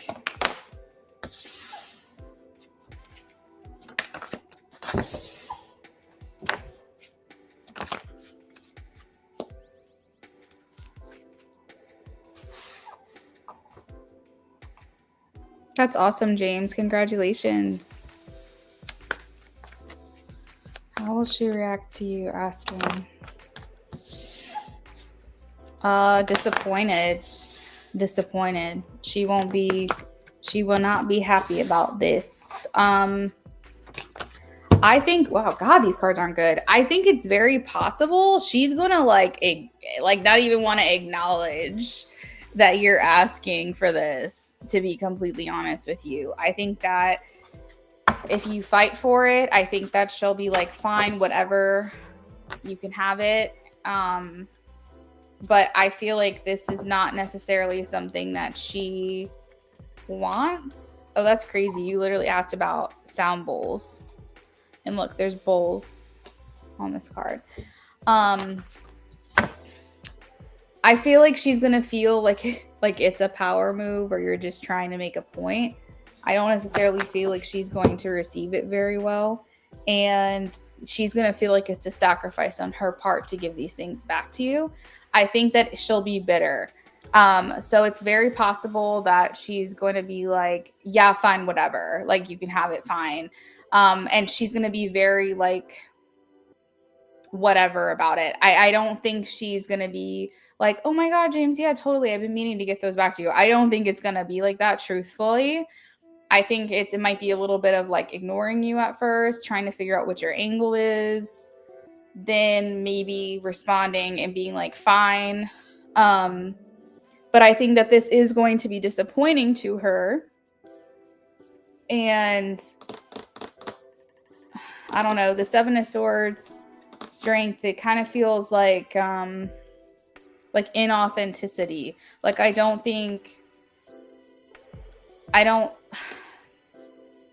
am I trying to say? I think she's going to wonder why you're doing this. Like, why now? Why this? What's your angle? Like, I feel like, yeah. But I mean, and there's more singing bowls. So I feel like she's going to be disappointed about this, to be completely honest, as far as the bowls go. Maybe she's not going to give a shit about the Reiki manual. Maybe she's really not going to care about that. I think it's more so wondering why. But at the same time, if you're like, hey, it can be contactless. I don't know. You know what I feel? I feel like as soon as she gets the text, she's going to like look at it and she's just going to be like sigh and roll her eyes. Like, I don't know why, I'm just getting that vibe. I do think that she will return these to you, but like I said, reluctantly. I think that offering contactless will be probably her preference, but I think that any way you look at this, when you ask for something back that is yours that someone else has, it is like, I'm trying to make a point of that the finality of our connection is over. And you're like asking for something back, or when someone gives you something back, it's like a symbol of this is done, this is over. And I feel like maybe she feels like you're going to try to make a point. You deserve to get your stuff back. That's yours from her. You really do. Trust and believe. I've had many relationships. They've taken stuff from me or borrowed stuff from me, and I never saw the light of day of it again. But I don't know. It's like this reluctance, fine, sure, whatever. Like, I don't know why I'm just getting lots of attitude for some reason. And I think she's thinking to herself, he better not be expecting me to go completely out of my way to get this back to him. Like, he better, because this is the card of like bending over backwards. So it's like, he better be willing to like come get it, or like make this easy on me to not have to go out of my way to return these items. So I don't know. I mean, I'm sure it's going to feel like a certain kind of way for her, because, you know, all this time it's been like, oh, Patty doesn't care. Like, why would she care? Whatever. But at the same time, like I said, this is a tone of finality. You know, this is like I want my shit back. Like, we don't communicate. We will not communicate. This is a symbol of like, give me my stuff back. And that is going to come with some kind of feelings about that. And not to mention, if she was kind of hoping she'd be able to keep this stuff and you wouldn't ask for it back, then there's that disappointment of, okay, fine, like it's his, whatever, he can have it. But maybe there's a level of disappointment, trying to come across like unbothered, but yeah. And like the first card here, it does make me feel like she might read your message and just like process it and not want to respond immediately. She might go, I'll just respond to this later. Now, does that mean you're going to wait hours and hours and hours to hear back from her? No, because she could just as quickly change her mind and be like, actually, I am going to respond to him. So I think for her, it's just kind of like irritation. I don't really know like what this is. It's like, I haven't heard from him, and you know, like we haven't talked in so long, like finally the first thing I hear from him is he wants his shit back. Like, fine, James, whatever, like that's fine. That's the energy I'm getting. I'm so sorry, but that's what I'm feeling inside.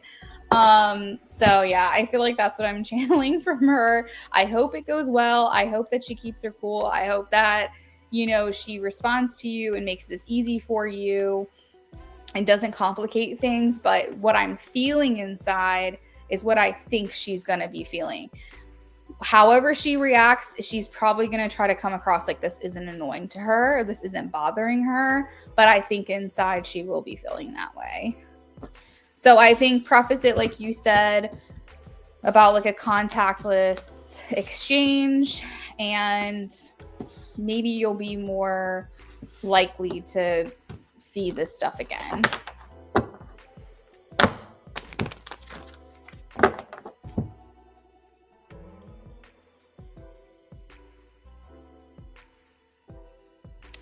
Philomena, you are next. You got a mini reading. I got your question, girl. Thank you so much. It's probably accurate. I'm sorry. Okay, what's your last question?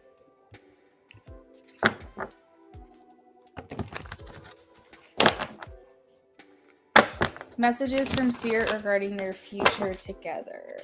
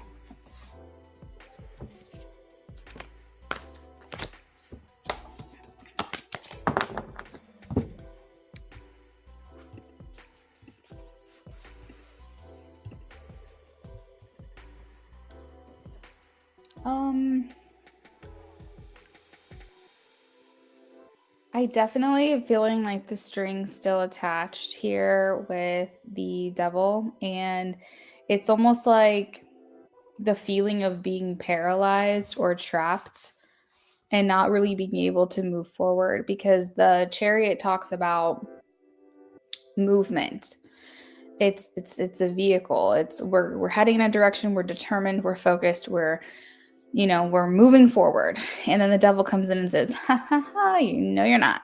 So I feel like it's like this difficulty in the future, and even now maybe, where it's like you guys are still under each other's thumb, you're still influencing each other, and you still feel like tied down or like anchored or attached or chained or whatever. And like it's your future is bound by that. Like your future together is bound by that. So there's two interpretations of this. The first one being is that if we don't break the devil, if we don't release the devil, if we don't work on ourselves, and when I say we, you, her, both of you, I don't really know, but it's like if we don't break this toxicity, this bad habit, we don't grow, we don't release the negative aspects of ourselves and our negative karma, then we don't have a future together. And alternatively, this can speak to having a hard time seeing a future for yourself because you are anchored to each other. So having a hard time seeing a future without her, and her seeing a future without you in her life, that's difficult. That's something that's not easy. And whether she realizes it or not, you've made an impact on her life. And as I mentioned to, what was it? It was Stacy earlier. I said, whoever moves on first moves on worst. And so you're over here living your life, and you've got this great girl, and you're in a relationship, as far as I know, you still are. And, you're trying to kind of create, path for yourself. And maybe she just doesn't give two shits right now, but I think eventually she will. And I think that because she was the first one to move on, and she didn't process her feelings about this, and she sees you moving forward, and maybe there's a little jealousy because maybe you were her plan B. Maybe you were her, if we're not married by 40, then we'll get married kind of like thing. You know how people have those pacts, like maybe she thought you were going to be the fallback guy or something. And seeing you moving on with your life is probably going to be bittersweet to her at some point when all of these choices catch up to her.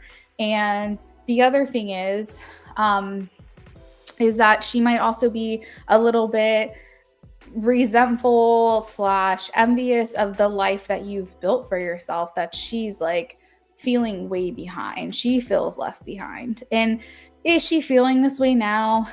Probably not. I don't know when this is going to catch up with her, but it will. And I think that it's going to be like, wow, he's really like doing things, and he's really moving on with his life. And, and that's going to be hard because, like I said, whoever moves on first usually moves on worst. So this will catch up with her eventually.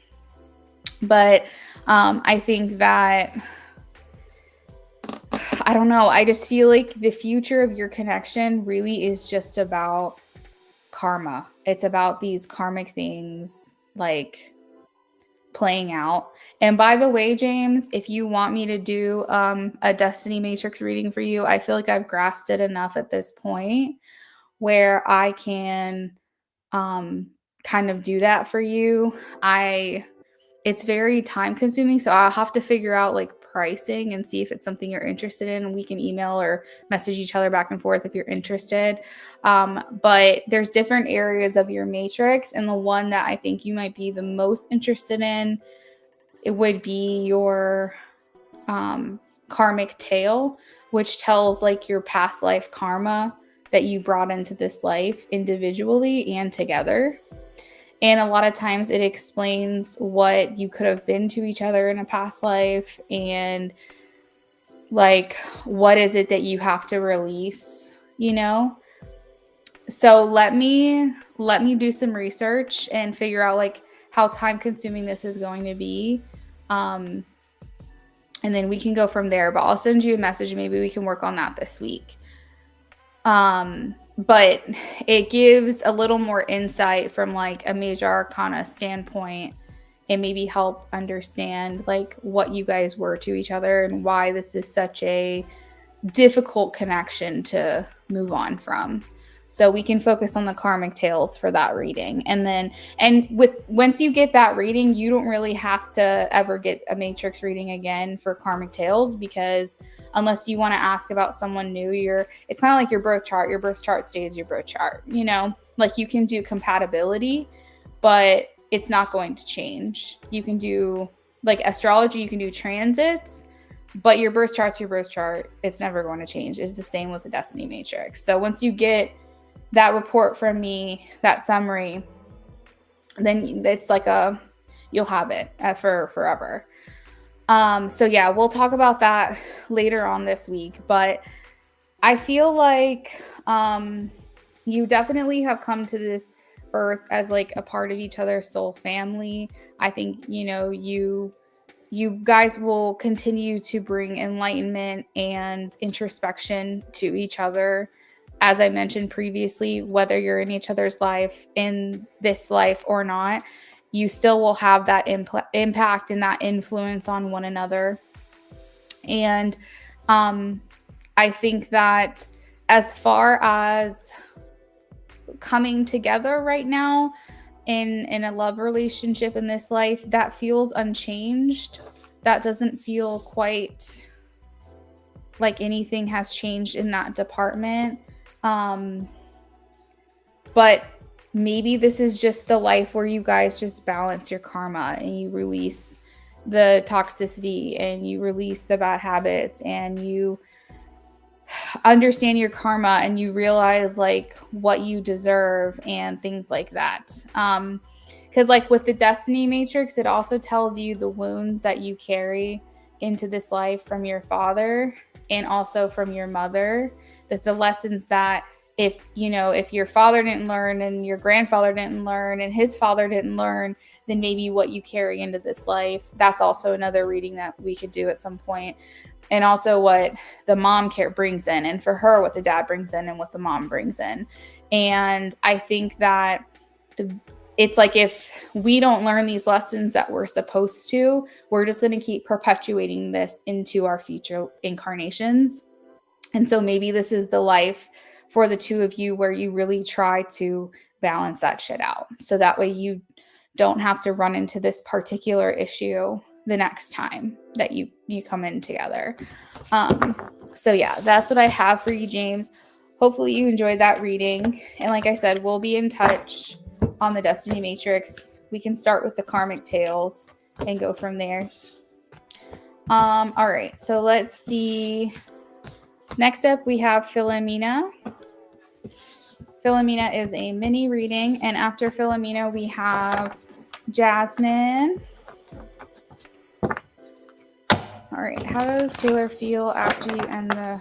Oh, hey girl, hey, how are you? Welcome in, friend. Yes, I did get that donation. Thank you. Let me add you to the list. Actually, I need to update the list regardless. So let me do that real quick, just so everyone knows where they are.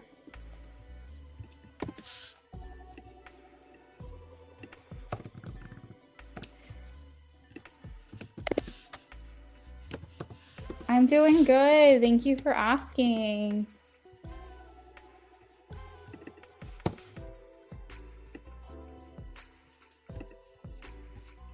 All right, that's the order of the list. We're working on Philomena right now. How does Taylor feel after Philomena ended the relationship? How does Taylor feel after Philomena ended the friendship? Sorry, the friendship.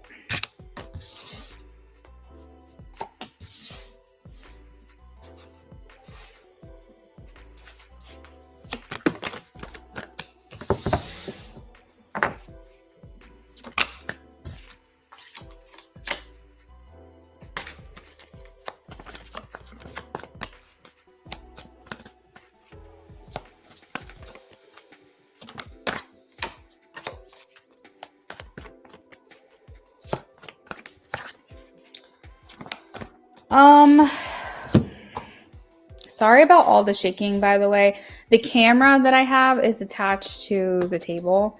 And because this is like a the coffee table and it like lifts up like a TV tray. It's very shaky, so I apologize for that.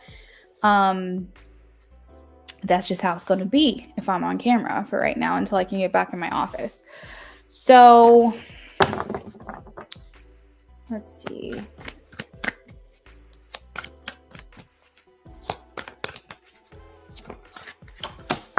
She texted you the other night and asked you if you want to go out with her. So what I will say is that she feels like this is not final. We have the Six of Cups in the center of the reading, and as everyone knows who's gotten readings from tarot before, Six of Cups is the card of reconciliation. It's the card of reunion. This particular card in this particular deck does indicate that you've been in each other's life for a long time. So if that resonates, take that. Because as you can see, it's like this friendship starts off when you're very young and then it builds into adulthood. So if that message resonates for you, definitely take it. But this is the card of reunion, desired for reunion. I think that the last impression that she has in her mind of you is of you walking away. And I feel like she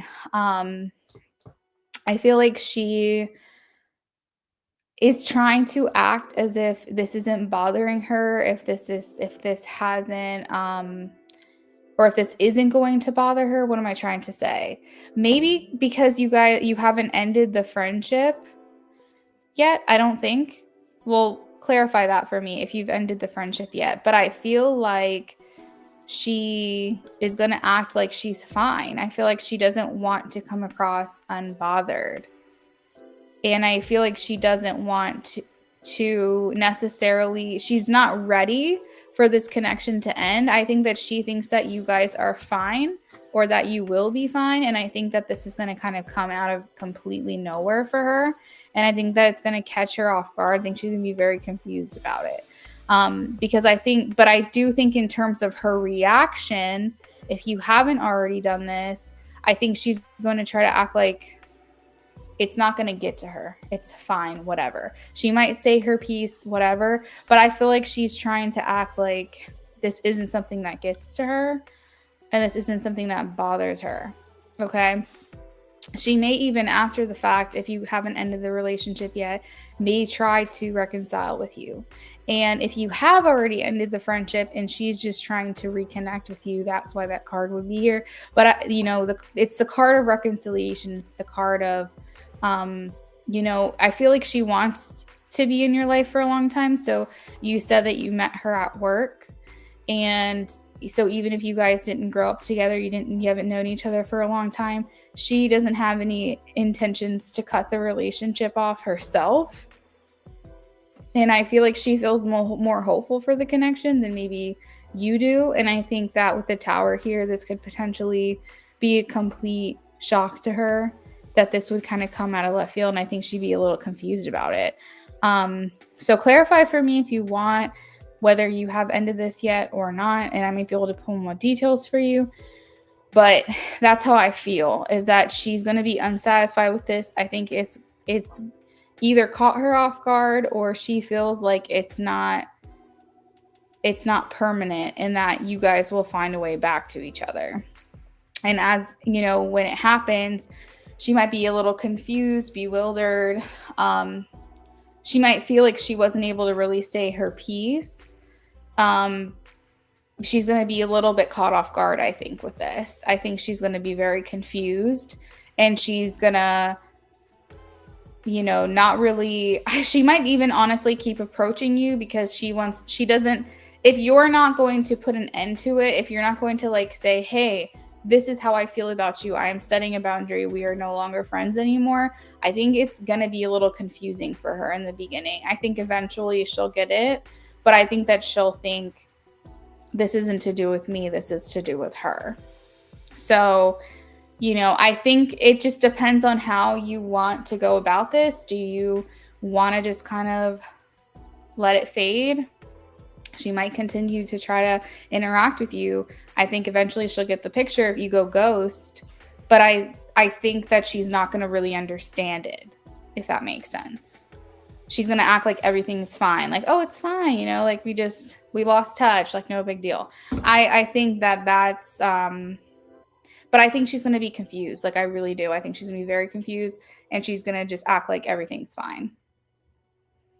And she might even try to continue to connect with you until maybe she gets the picture. So how you handle that is up to you. Do I think it's going to be this big blow up, like angry thing? No, because I don't think she feels that she got the opportunity to say her piece about it or really get any information from you otherwise. And I think that she's just would rather think positively about this than negatively. Okay. So that's kind of what I'm getting for her. Hopefully that answers your question. If you want to add on, let me know. And if not, we'll move on to Jasmine.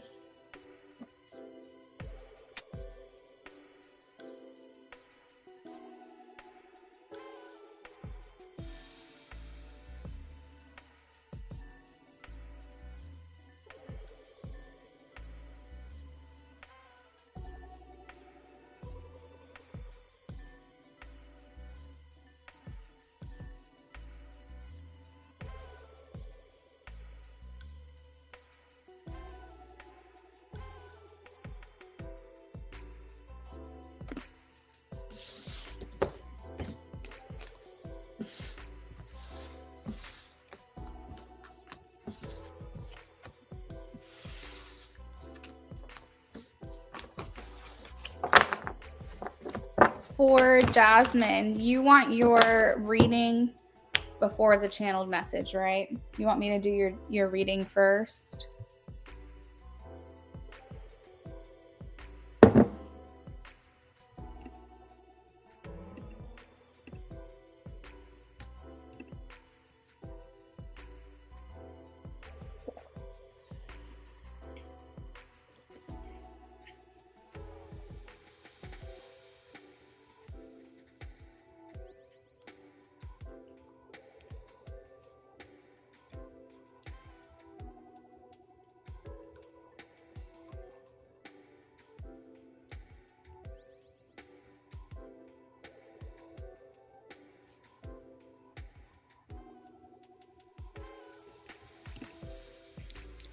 Either one? Okay, well, since they're different people, I'll just do your tarot reading first, okay? And C, the one that you're asking the channel message from, that's a romantic interest, right? Excuse me.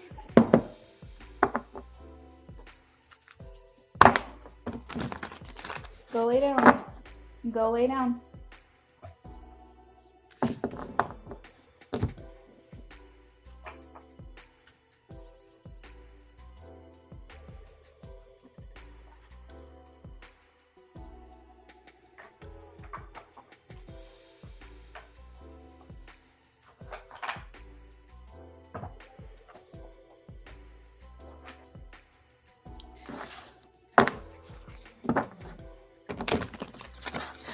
Oh, gotcha. Okay.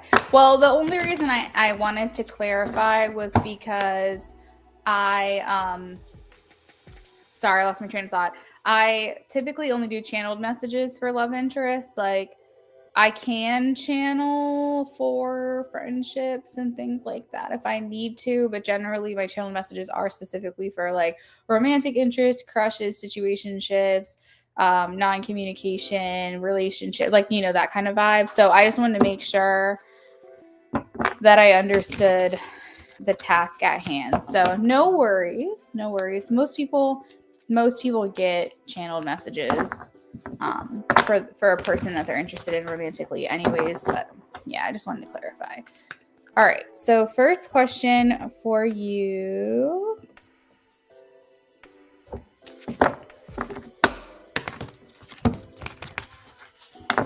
He's a crush, okay. I know.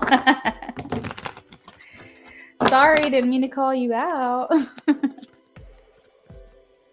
right, how did Jason truly feel about Jasmine? How did Jason truly feel about Jasmine? So because you donated for an in-depth for this question, I'm going to pull 5 for how he truly feels for you, or how he truly felt for you. And then we're going to ask with the next 5 cards why he was cruel.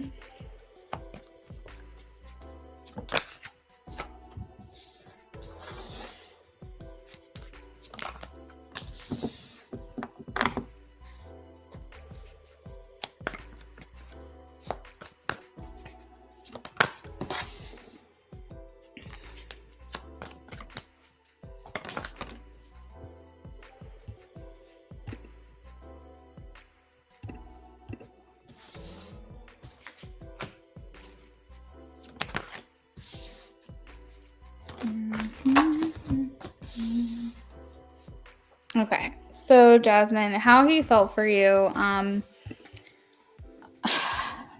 actually just gonna kind of start talking because I feel like if I try to categorize it any more than it already is, the message is not going to come through. So the first thing that I'm getting, the first impression is that he never felt that you were someone who would stick around for the long haul. He has some kind of insecurity, abandonment wound potentially, that this was never going to be a secure or settled relationship. He was willing to sabotage the connection because he was worried that he was not good enough, that you would not stick around, that you would eventually get tired of his shit, and therefore he was like, I'm going to push her away. The times that he was more cruel to you was the times that he was feeling more insecure about the relationship and about you and about your connection. And potentially during that time, maybe even wanting you to feel like you were nothing to him, maybe wanting to beat down your self-esteem a little bit and make you feel insecure because that would make him feel more superior. I think, truth be told, he never really saw this connection going anywhere because he did not believe that you would want that in the long run. He probably felt that once he showed his true colors, once he showed his true self, that you would not want to be with him. Therefore, he decided, okay, it's best if I just push her away, save myself the heartbreak, and hurt her instead, which is very, very awful. I think that he felt that he only would ever get justice in love, and that justice would be negative. Like he would get what he deserved and it wouldn't be a good thing. And I think that he had a hard time seeing this connection grow, seeing it blossom. I think he did feel your effort, but I think that he had a lot of hidden insecurities within himself. Therefore, he was always ready for like the next thing. What's next? What am I going to do next? He never really gave to you. He was much more reserved. He always felt wishy-washy. You probably never really knew where his head was at. He probably did it on purpose. He didn't make his intentions clear the way that he should have. The Two of Pentacles talks about an imbalance, meaning that he probably liked it better when you were putting more effort into the connection because that made him feel more secure. Truth be told, he doesn't like himself. I think that he felt like there were times where you could kind of see right through the facade. He also didn't like that because he likes wearing a mask. He likes having a certain demeanor, a certain persona that he gives off that he wants other people to see. And Jasmine, you might have just seen right through the veil, unfortunately. So I feel like there was a lot that was going on with him.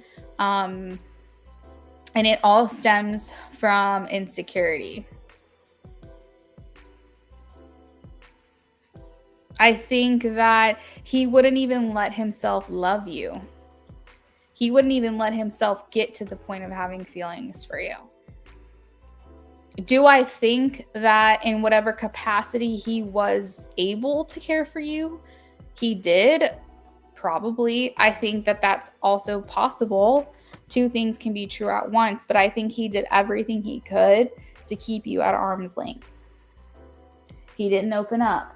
He didn't put in the effort. He was always 1 foot out the door. He was insecure about himself. He was wearing a mask. He wasn't being authentic. He was not prepared to build this connection up in a sustainable way, the way that you needed him to, the way that you needed him to come through for you. And so not only was it just not a good match, compatibility wise, in terms of like getting on the same page and wanting the same things, it was not a good match energetically, because he was only ever going to bring you down to his level. And that would have been really hard for you. You might also be potentially a little bit of an empath. A lot of times people like this will suck the life out of you. They will drain you, and they will not give back to you if you don't know how to set your boundary with someone. Was he ever attracted to her at all? Let's see. Was he ever attracted to Jasmine at all? Was he ever attracted to Jasmine at all? Please show me a yes or a no.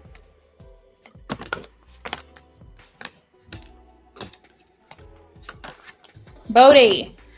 I think he was attracted to you, but I think that he wanted to be with someone who made him feel superior.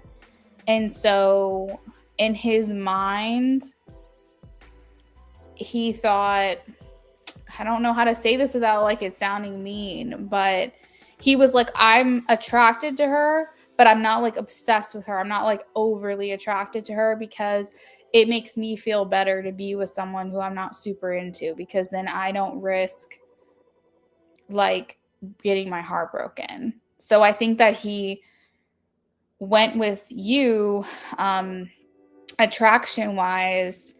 There was attraction there. It's just, I think that he always was looking at other people. Like, I think he just never gave you the dedication that you deserved, and that warrants for that kind of attraction that he should have had for you, because he was always like thinking about, oh, what other opportunities are available to me. So it's like he just wasn't giving enough energy to that. I think that he wouldn't have ever like, what is the word? He would have never engaged with you, interacted with you, pursued you, however you want to call this, if he wasn't attracted to you. So you can walk away, rest assured that there was attraction here. I just think that he preferred to, number one, occupy his mind with other interests. So you may not have been the only one he was looking at. And two, I think that he was incredibly insecure and thought that if I go for someone who's conventionally attractive in terms of like, I don't know, Hollywood level, celebrity, perfect everything, like he would feel even more inferior. And so I think that he saw your beauty and he thought you were better than him. But I don't know, it's like he just didn't like himself. I don't know how to explain this. Like, he just did not like himself. And it was like, honestly, this card right here just says, I cared more about me than I cared about her. Like, to me, it's like he was focused more about, oh my gosh, my cat got, hold on one second, hold on. Bodhi, what did you do? What did you do? We'll do your snacks later. You nut. My cat just pulled his cat snacks out from underneath the door of our pantry.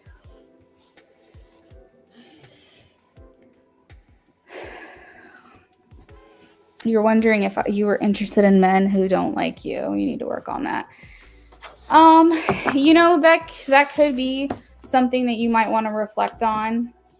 Maybe why are you going after emotionally unavailable men? Because like I said, if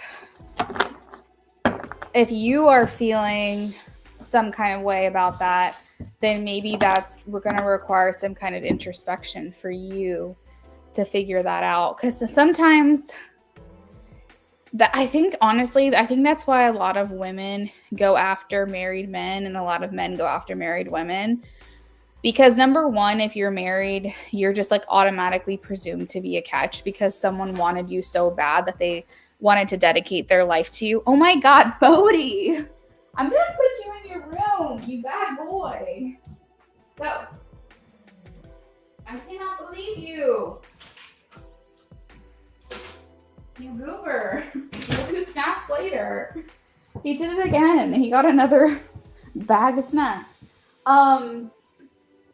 Because, you know, but I think what happens there is also knowing that there's minimal risk going after someone who's involved and already married, because they know that they can't be in a relationship with them because they're married, not in a true sense. And that emotional unavailability makes things feel less risky. So, you know, we have to ask ourselves, like, why are we going for people that aren't prepared to give us what we want? And even if we find someone and we realize after the fact that they're not available, why are we continuing to pursue them? Why aren't we just letting that connection go and moving on to someone else?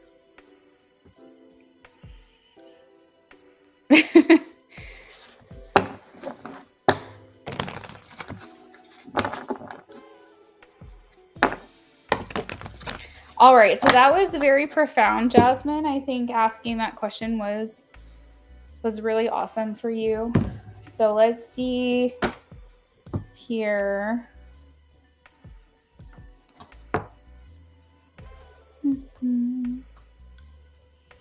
Let's get you a channeled message.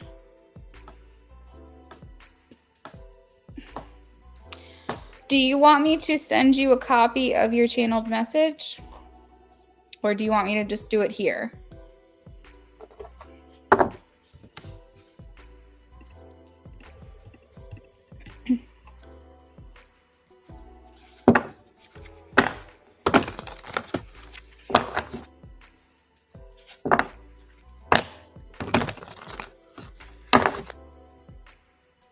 Okay.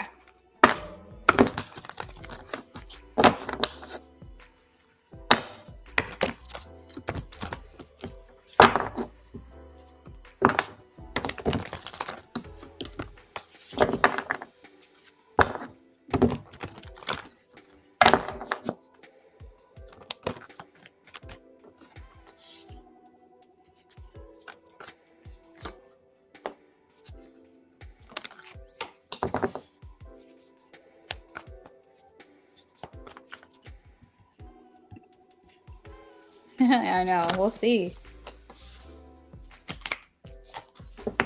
I'm going to start with those cards first.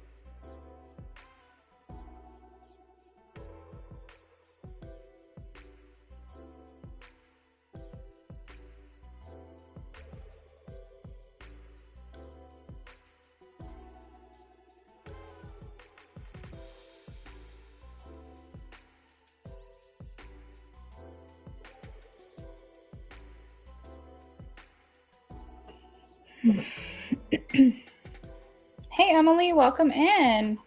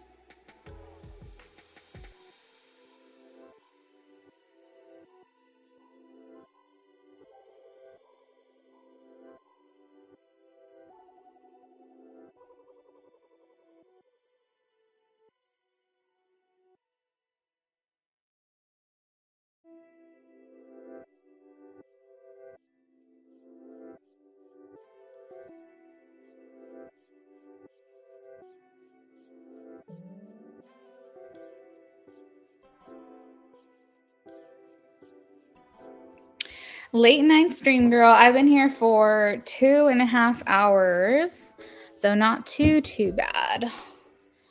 Actually, I need to message my husband real quick and tell him that I'm still working.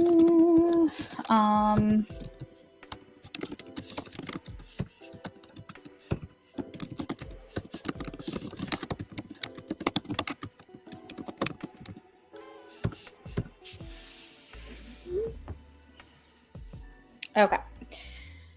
Let's take a look. Emily, are you doing good today? I hope you're doing good.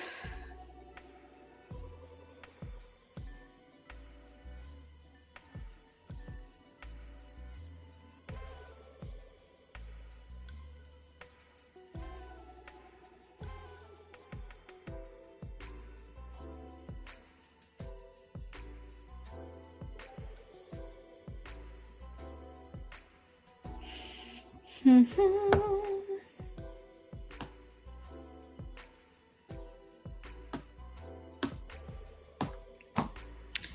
me actually pop out my chat too while I'm typing this up because I won't see the chat right away if I don't.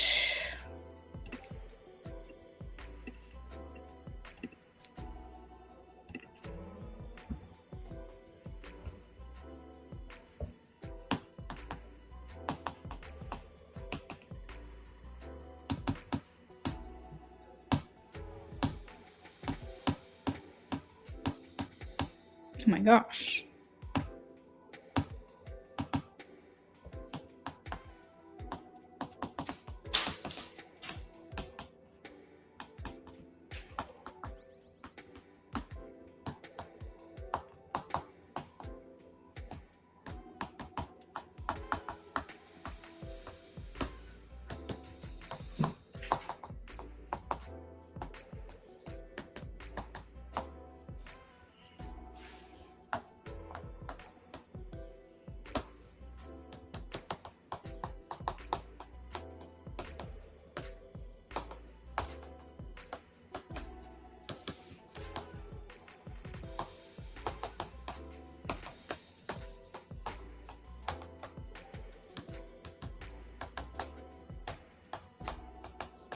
Go lay down.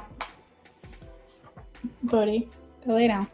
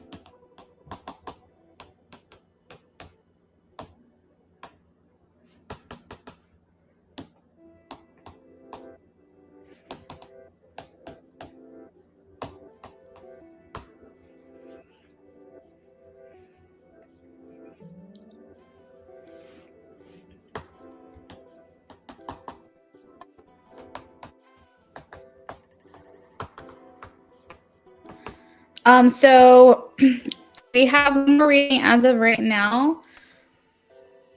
And that's for Mystic. Mystic, if you want to post your question, we can go ahead and get started with you in a few minutes.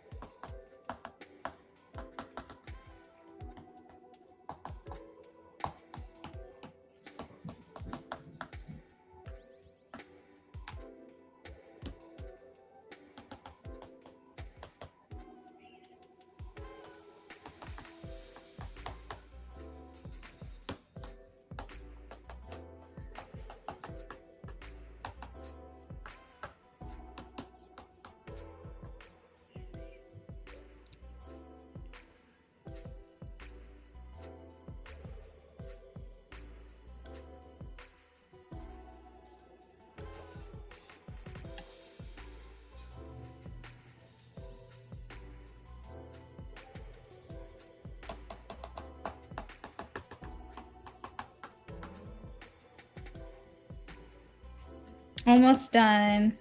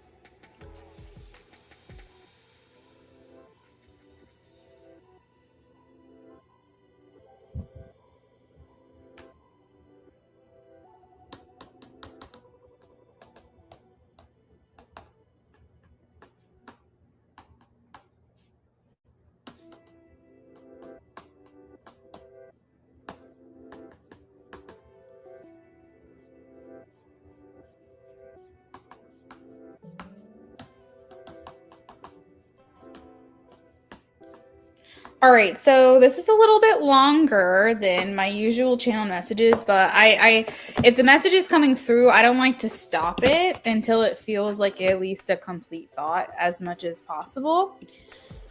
So yeah, you said you must be getting a lot. Like I am.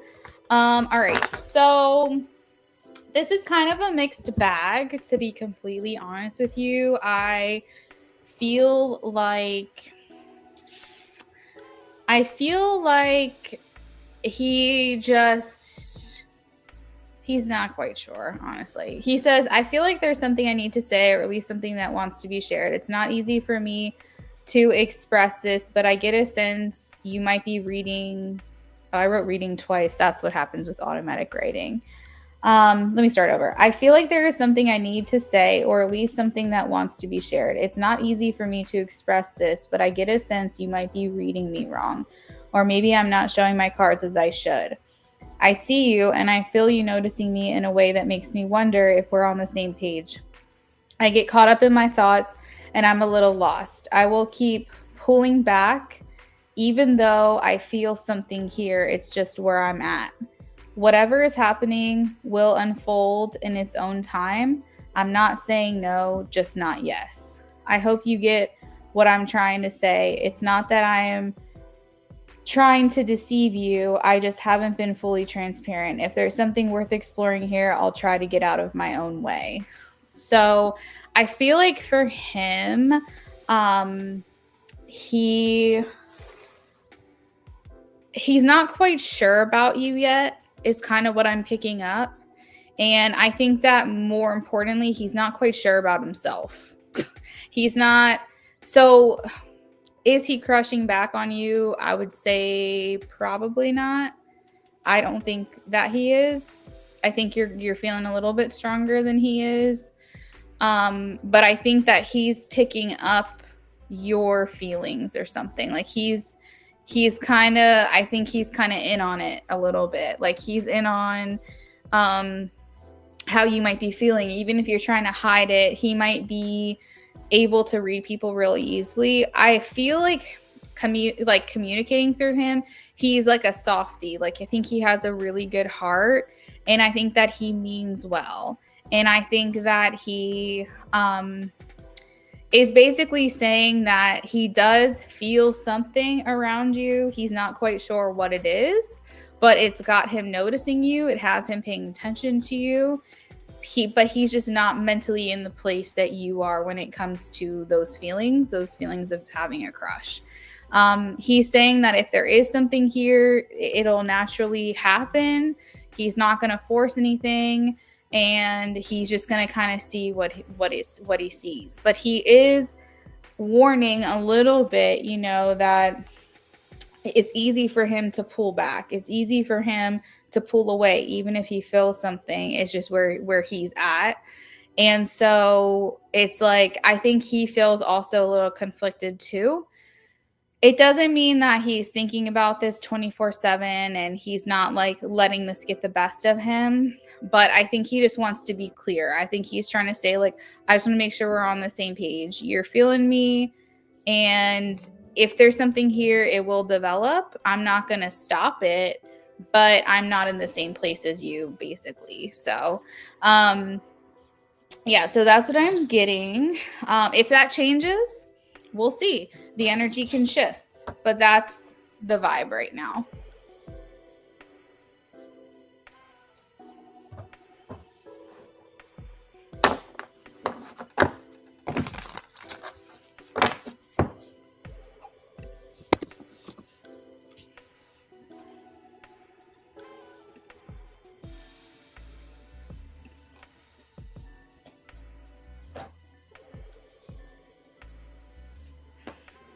Perfect. All right. Thank you, Jasmine, for your donations tonight.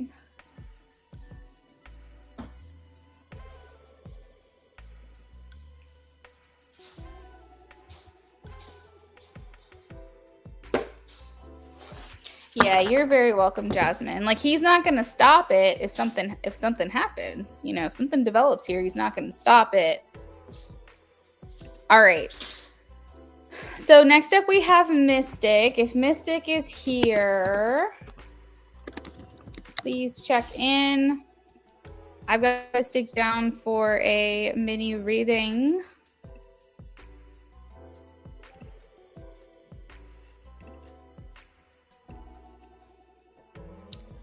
Let me also, hey girl, what is your question for me tonight?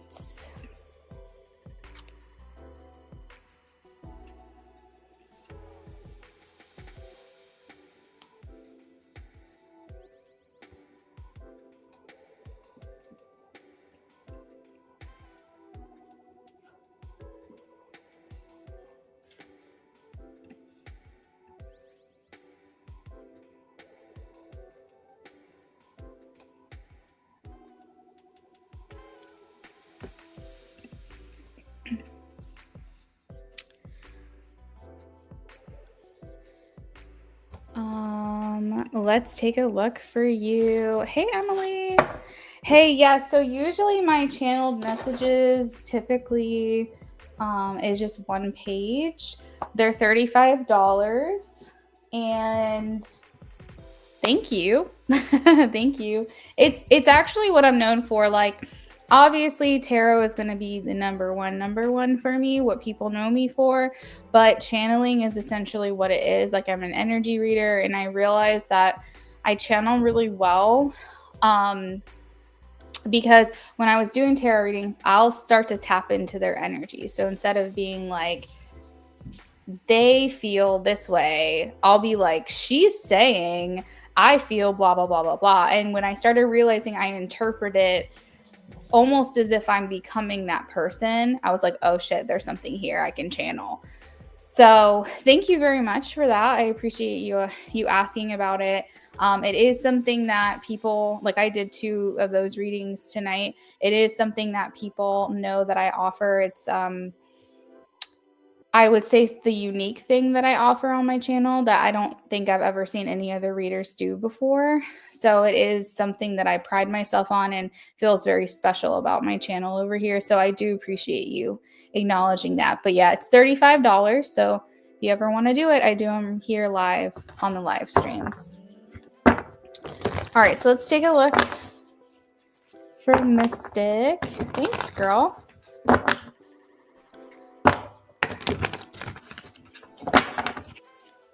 Mystic, is dad in contact with Thor? Is Mystic's dad in contact with Thor? Is Mystic's dad in contact with Thor?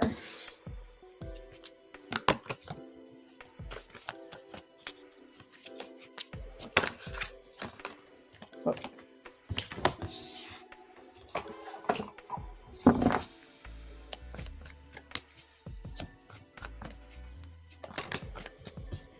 It is on and off again. The story here is they were in constant communication, and then something happened, and now it's back on again. So, because this basically, these are the cards. Swords are communication, mental energy, things like that. Ace of Swords specifically talks about communication and conversation that happens, shared information, things like that. 3 of Swords and 8 of Cups talks about a break in that, or a separation. Hey, what are you doing? Oh my god, my cats, what the heck is getting into them tonight? They're like clawing at my shake plate. So sorry. This card right here talks about separation. It talks about a break in communication, and the Eight of Cups also talks about withdrawal or pulling back or walking away. As you can see, it's in reverse, which tells me that withdrawal that's happening, that separation, is temporary. And then the Eight of Wands talks about incoming communication again, like news being shared, information being shared again, having a lot to say. So I feel like it's like on again, off again. And I feel like where this reading ends is that they're back in communication. So to answer your question, I am getting a yes, but I almost feel like this is not consistent. It's like yes, it's yes sometimes and no sometimes. But I think that they are communicating right now. If you want to give me any more information about this connection, I might be able to pull some more details from you, but if that answers your question, then that's what I have for you. So you just let me know if you'd like to elaborate on this at all.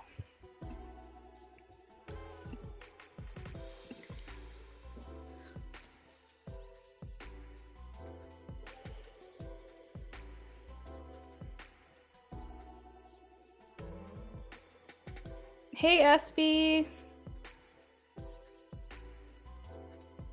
Yeah, there's definitely an exchanging and communication here. That's for sure.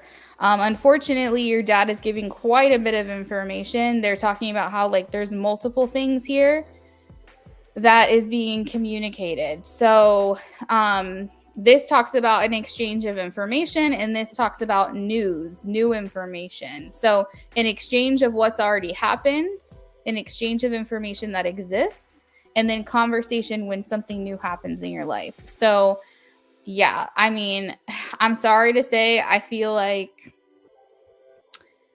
if you don't trust your dad with this reading, it makes a lot of sense. Yeah, SB, you can donate. Definitely.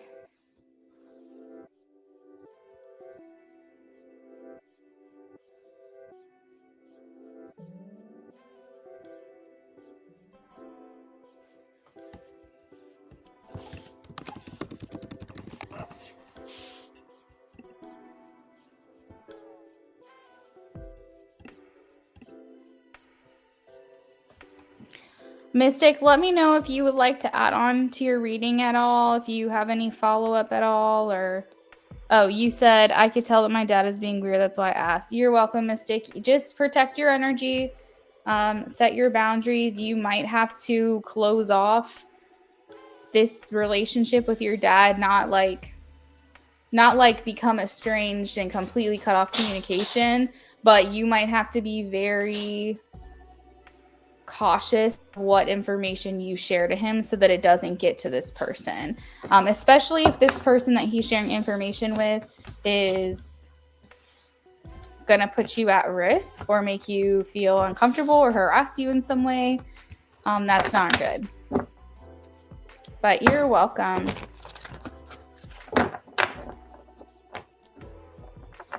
Okay, well, that's good. Yeah, I'm glad that you made that decision for yourself. That's important. Hey, SB, are you going to send your questions on Instagram? Or do you want to share them here?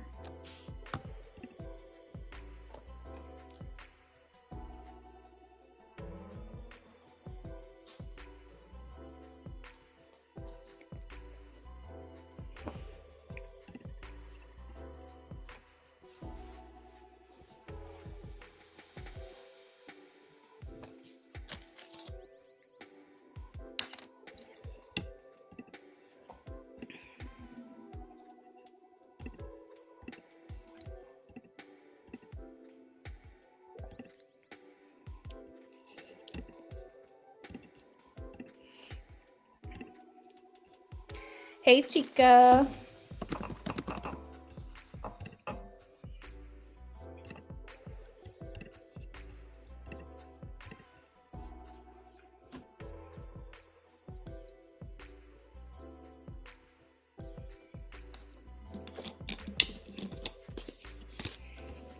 Emily, if you're still in here, when I go live on TikTok, I'll be doing more of those channeled messages. I'll be doing them for free. They won't be like the full page like we were able to do for Jasmine, but they will be like a sentence or two from your person. So if you want to get a taste of like what that could be like, you can just keep an eye out for TikTok. I'm not going live as often over there as I should be. I've had a very busy week, but I'm hoping to pick back up next week for that.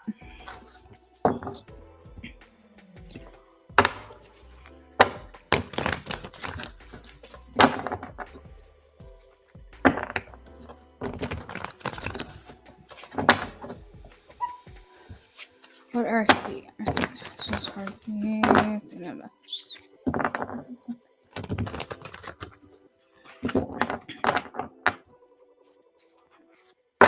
Oh, okay.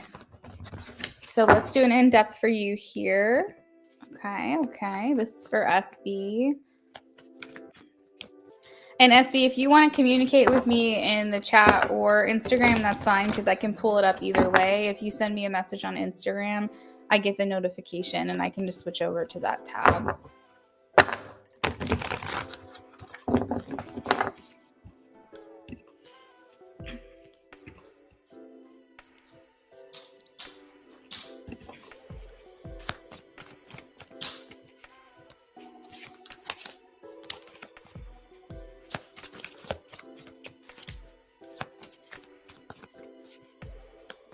I got it. I'm shuffling for you now.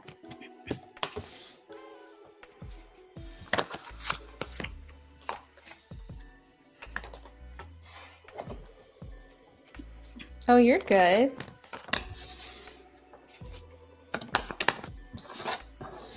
You actually came in at the perfect time because we did have a list going.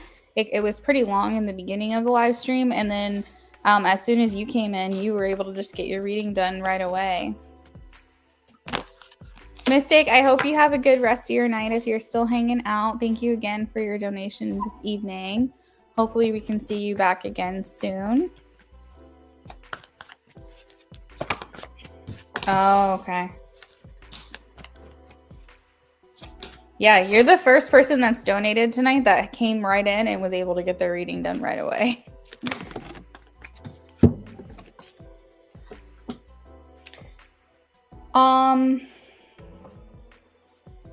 I think he is going to try to help you with this. We have the 10 of Pentacles and the 6 of Pentacles. I think it's like an offer or an exchange. I don't think that he feels that you're asking for too much.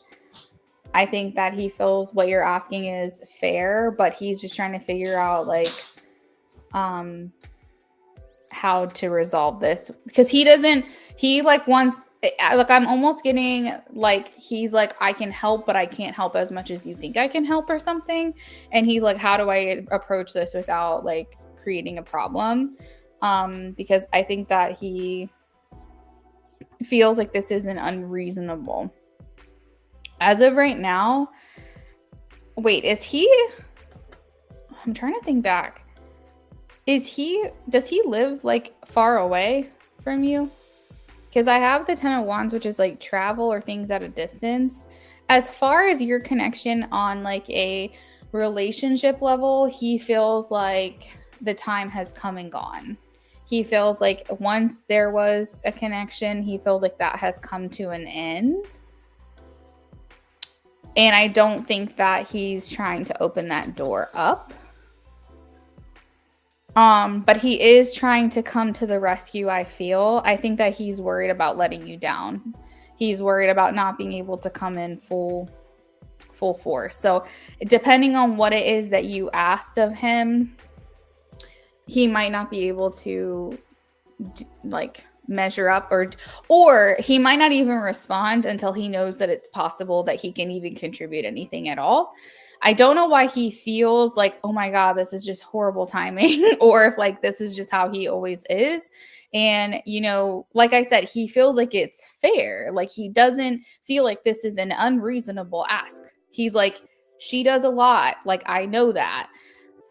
But I feel like he's like, oh my God, now I got to try, like he's scrambling. Like, how am I going to put this together? How am I going to do this? I think hopefully you gave him some time to kind of get this together, because I think the more time he has to put this together, I think the more time or the more you'll get out of it. But if this is like something you need immediately, I feel like he fears he won't measure up. But he is trying to figure out a way to rise to this occasion and help you / take care of your child.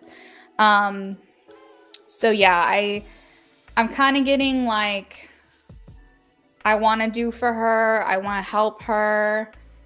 I want to, come through for her, and I will figure out a way to make this work. I think he felt as if he's got some other things going on, and he felt as if she needed something immediately. Gunner, what did you just do?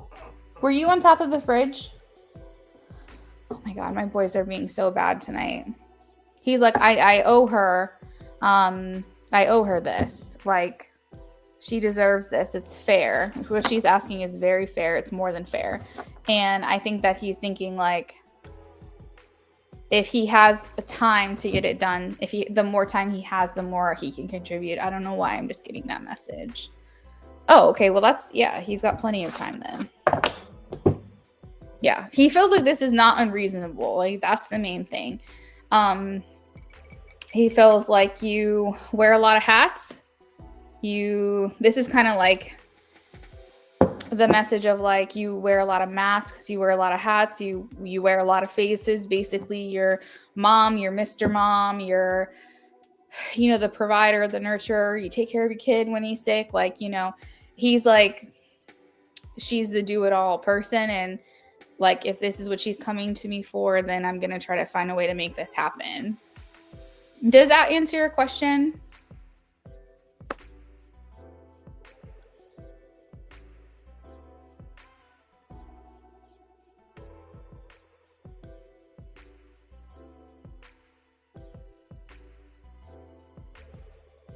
You do everything.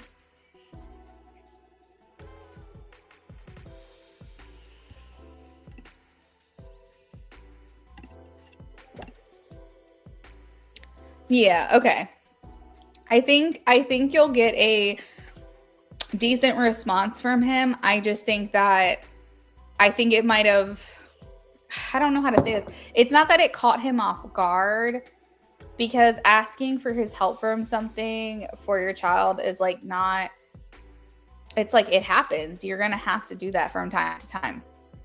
So, but I think it made a surprise to him. Maybe just like hearing from you for the first time in a long time might have just kind of caught him off guard. But I think he's going to try to figure out a way to help you with this.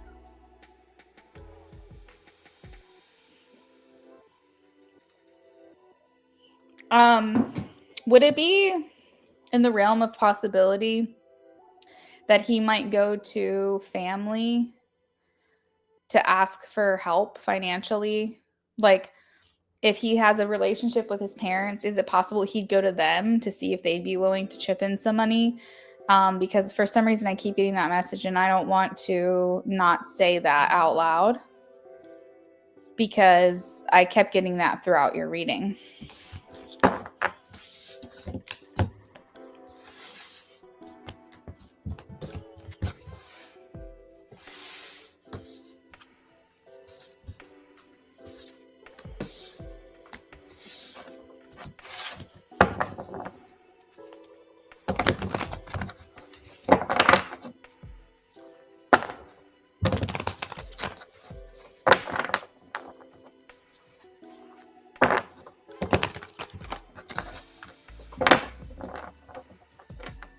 Yeah. Okay. Yeah. There's some tie to oh, maybe that's what it is. I'm like, there's some connection when it comes to money with his parents. So maybe, oh, do you see how this translates? He's taking money from his parents it's not that he's taking money from them in terms of, hey, mom, can you give me some money? But he might be taking away from his parents by reallocating the funds. So he might only be able to give them less than what he normally is able to do to support them in order to make this happen. Maybe that is an interpretation. I don't know. I'm just, the way these messages come in, it's like we have to figure this out together. Hey, Alicia, my free list is closed. Donations are open if you'd like to donate. He has another kid. Ah, okay. So then that would make sense. So like, let's just play devil's advocate. He helps his mom financially. He gives her $500 a month. And he says, hey, mom, I'm not going to be able to give you that money this month because I got to give it to SB. Then technically he is taking funds away from his parents, but not in the sense that I was originally interpreting. Not like they're giving him money, but they are giving him money that they normally receive because it's being reallocated. So that's interesting. Yeah, but it's something to do with finances and parents. And I think he's trying to help everyone. So we'll see. Again, he understands you coming to him for help with this. So I don't think that this is something that he's going to get upset with you for or like frustrate. I don't think it's going to cause any kind of conflict or anything like that. I hope I'm right. So if you want to drop your, oh, you are typing. Okay.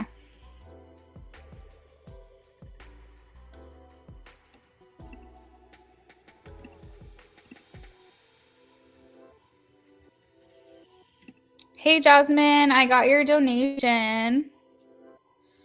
We'll get back to you after SB.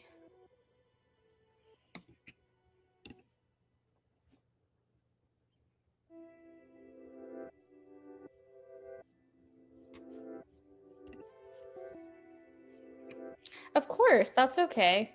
I'm just gonna keep the list open, and we're just gonna keep rocking and rolling or until I get tired. All right, let's take a look here for your first BOGO.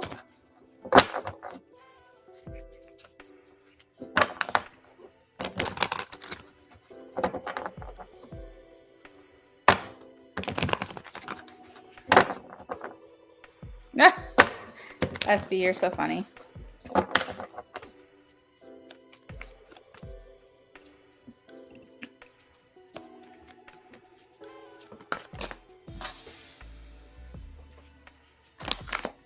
Y'all see that? You lovers? The lovers is making an appearance.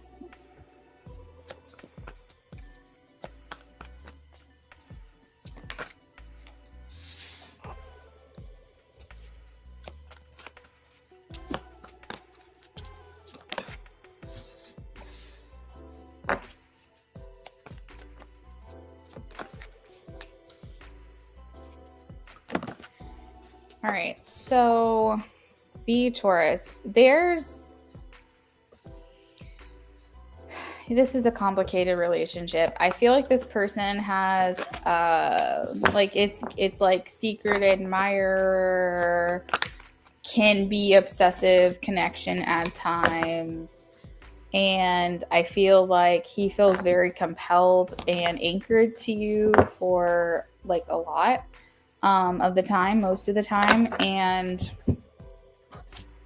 I feel like he's unsatisfied with this decision by you, but I think that he's going to try to respect it.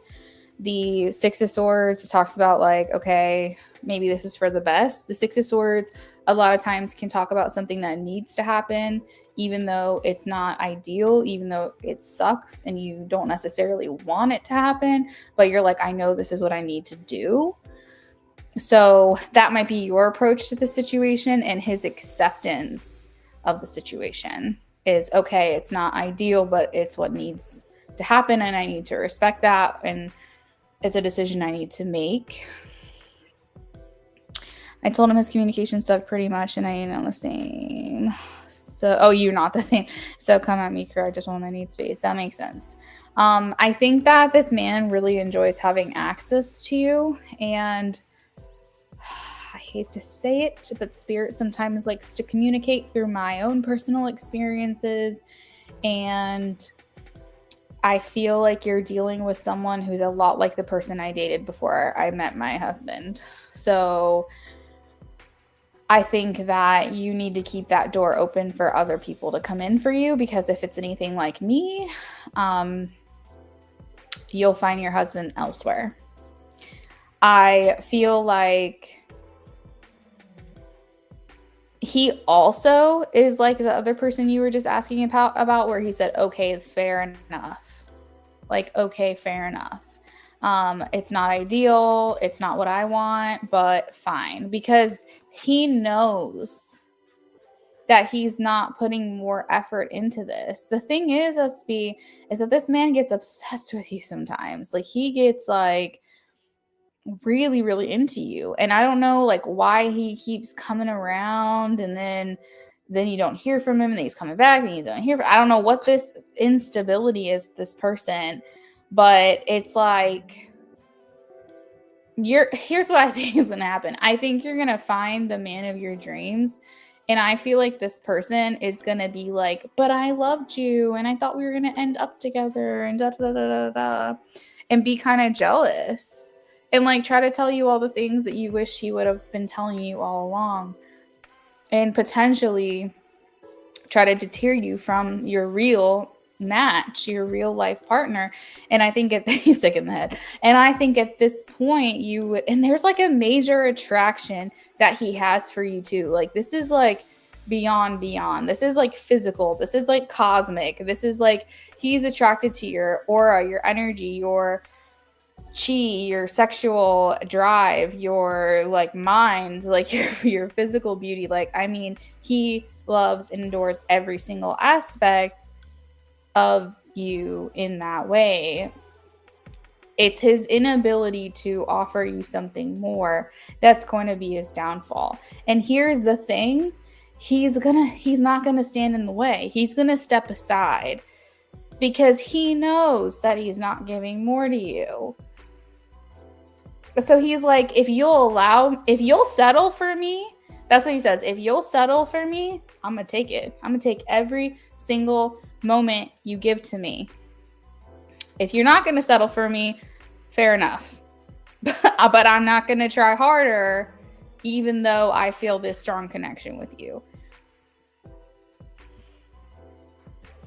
He wants to hold on to you for likes in the life after. Oh, for life in the life after. And after that, yeah. So trust me when I say I've had one of these people before. And, you know, I had a lot of hope for the connection. And looking back on it, I understand the hold that this person had on me, just because I felt like I grew a lot in that relationship and I learned a lot. And I feel like this person didn't just come in to like ruin my life. This person actually taught me a lot of stuff. It's the origin of my spiritual awakening, to be honest. And so it's like you have that appreciation for someone kind of opening your mind to something else out there. But I'm so fucking grateful that nothing more came of that situation. Like, my life is just too great beyond words at this point that I like never would have been able to be here and I had the opportunity. I had one last chance to go with this person when I had met my now husband. And if I had made the wrong decision, if I had said, okay, I'll give you one more chance, I would have lost this future that I'm living right now. And that's why decisions that you make are so important, because in one instant, I could have changed the entire trajectory of my life. So my advice is, don't waste time on people. If they're not going to give to you, move along. You might have a connection with them. You might learn a lot from this person. You might feel like there's something really special here, but I can guarantee you something better will come along that's going to fit your life so much better. So just get excited for it. Just get excited. Yeah, so that's his energy towards you. That's kind of where he's at. And like I said, he's like, all right, I don't want you to set a boundary, but fair, fine. If that's what you want to do, fine.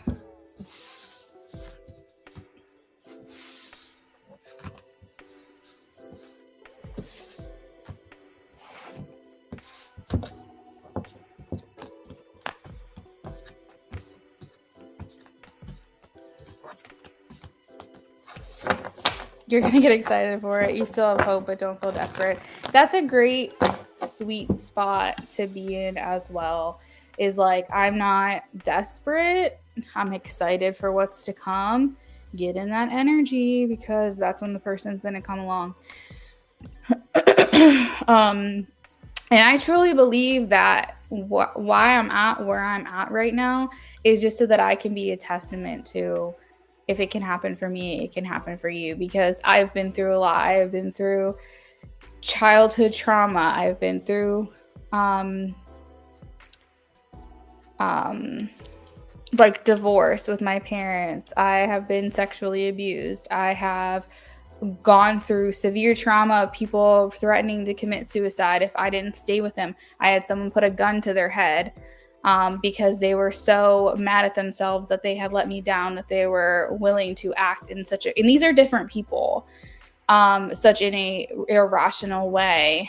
And I have been through fuckboys, and I have been through so much. I'm not going to say I've been through like I know that there's worse situations out there, but I've been through my dad physically abusing my mom. I have been like through a lot in my life, and I've been through many different relationships. I've been through religious abuse. I've been with a partner who abused like religion against me and tried to conform me in a certain way that I was too headstrong for.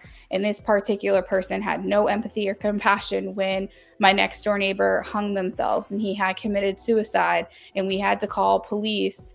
And this person was just like extremely not empathetic. And like, I have seen a lot of shit in my life, and I've been through a lot. And I feel strongly that like being here doing this is like a testament to say that it can get so much better.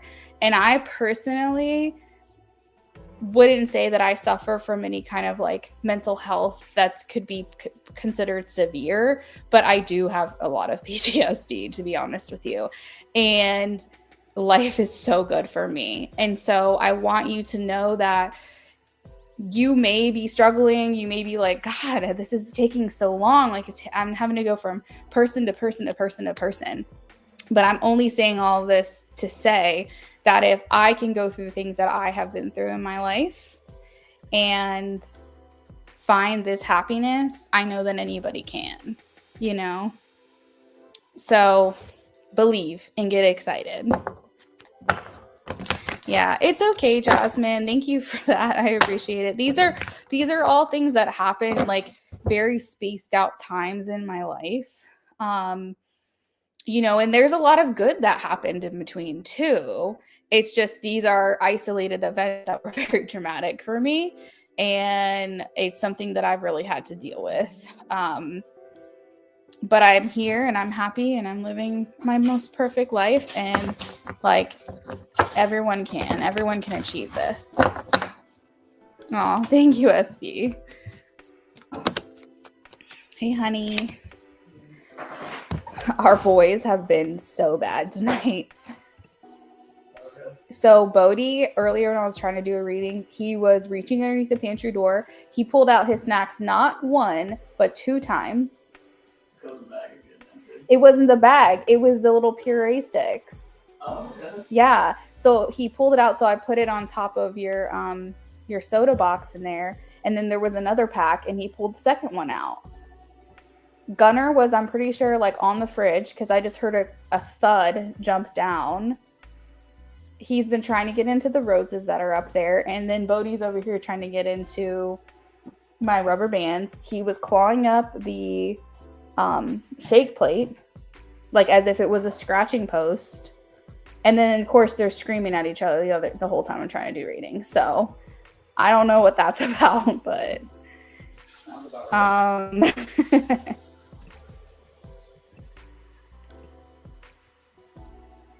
Jasmine says, I just went through something similar. One of my friends just passed by suicide. Jasmine, I'm sorry.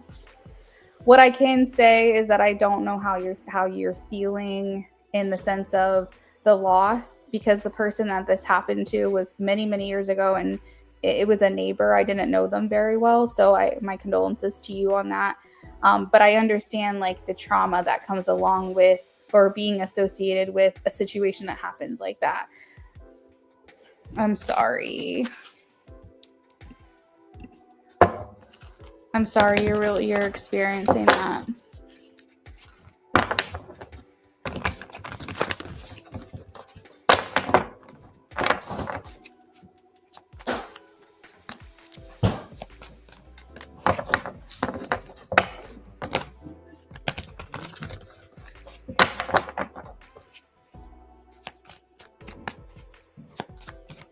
All right, we're doing your last BOGO SB. I'm pulling cards for that.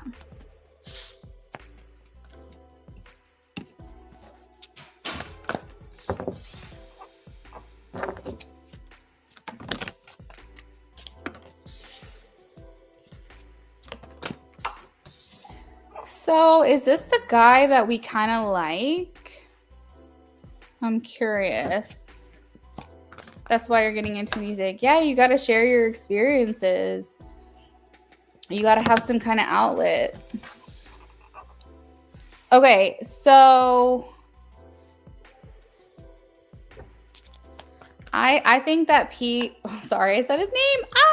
I think that the third person you're asking about, I think that he is digging you still. I think that there's still interest here from this person towards you.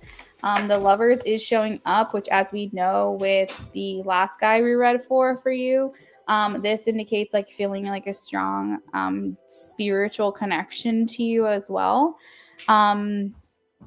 I'm not really sure why things are not getting off the ground, though, with this person. You know, we do have the Nine of Pentacles. It is an independent energy. It's almost like you guys get close and then he runs away, maybe. Ten of Pentacles it's an amazing card. It talks about a happy future together. It talks about where his headspace is that he has every intention of being in your life for the long haul, the long run. So when the Ten of Pentacles comes up, it's a card of his mentality is like, I don't have any intention of ending this connection permanently. I foresee the future being that we'll be in touch. The one I ended things with in December for moving slow. Yeah, I just reached out to him because I had his pottery piece I made.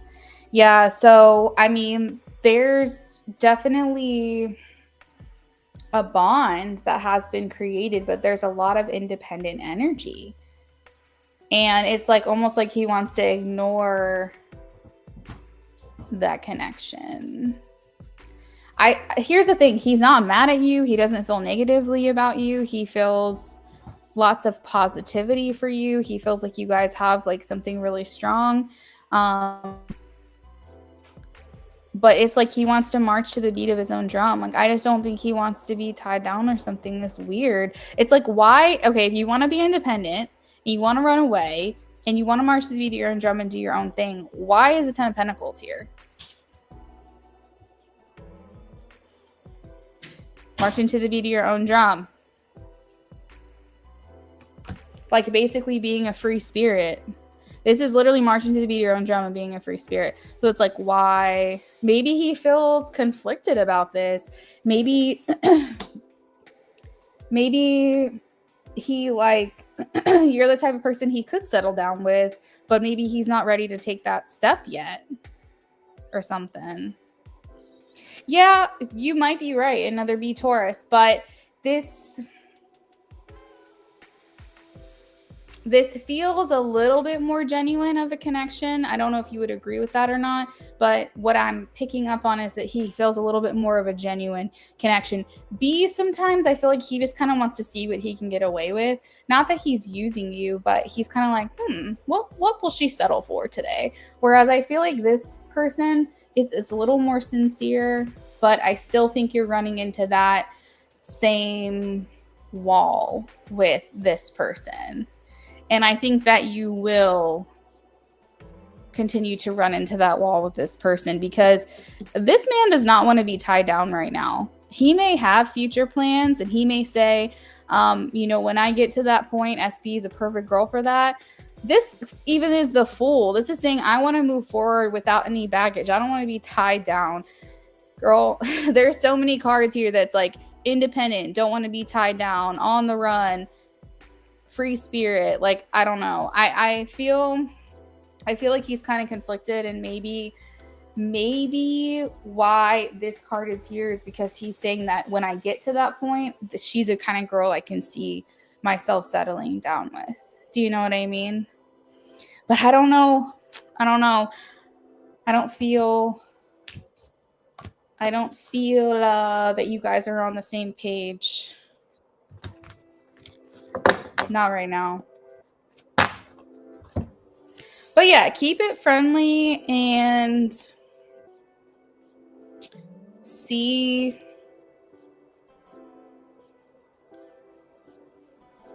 Whoop, where'd my phone go? And just see, because things can develop. It's not, you don't have to cross him off your list completely, but just be, practical, I guess, about where this can go.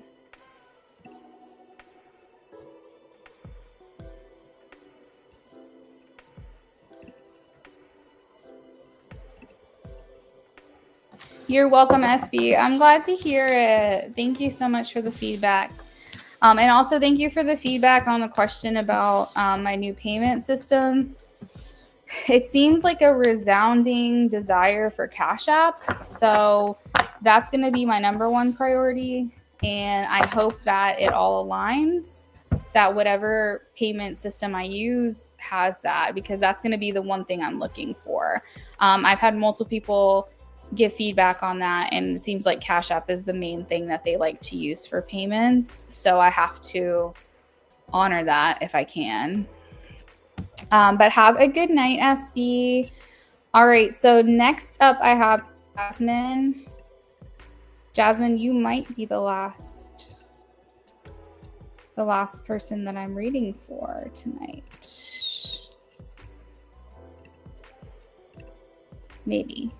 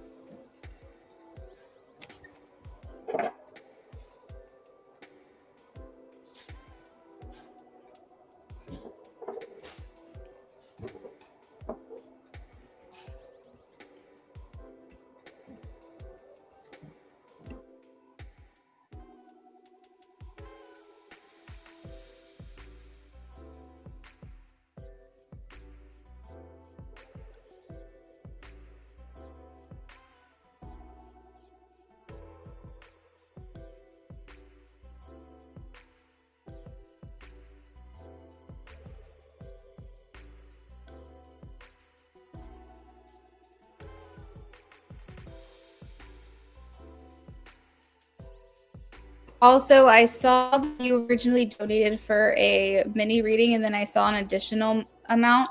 So are you upgrading that to an in-depth reading, or did you want to do like a yes, no, and a mini?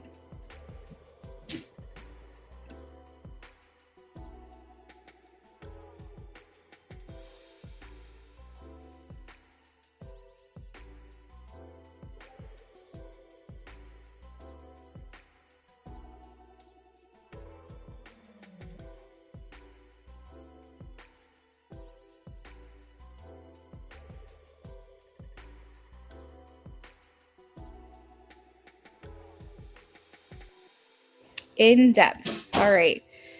Wondering if you should do future spouse reading or ask how C knows you have a crush on him.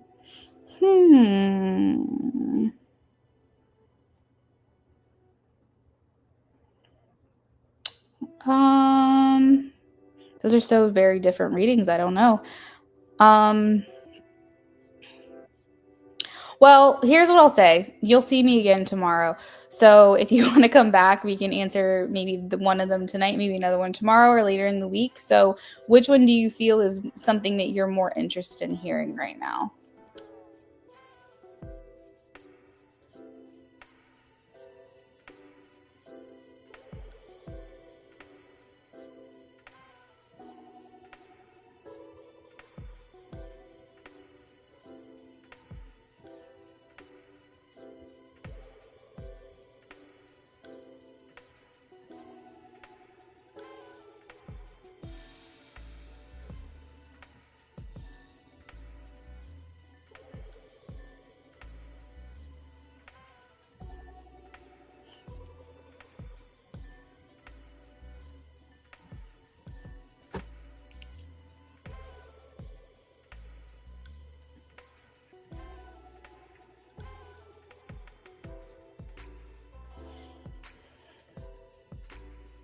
Okay. How does he know you have a crush on him? Let's see. How does he know Jasmine has a crush on him? Sounds good.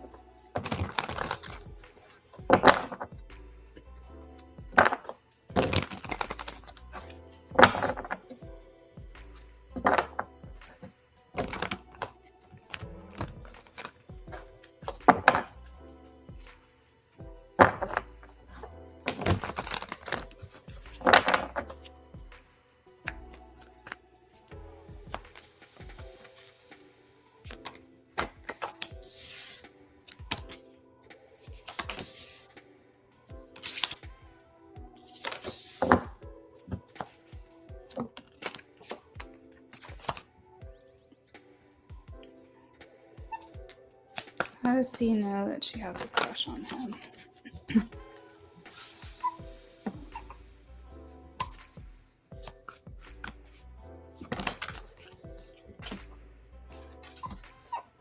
This is actually really insightful. So I know that you really try to like play it cool and you really try to like keep it calm, cool, and collected. And I think generally to like the average person, I think you'd be able to pull it off.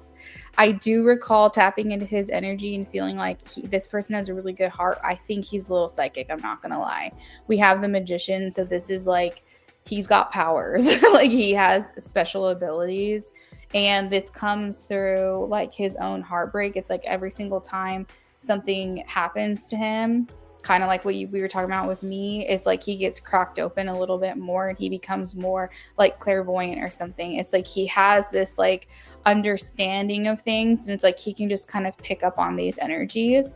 So I do think with the magician here, this talking about how he has like certain kinds of abilities that he can tap into. It's like he sometimes he doesn't even understand how he knows, but he knows, and I can relate to that. I can understand that.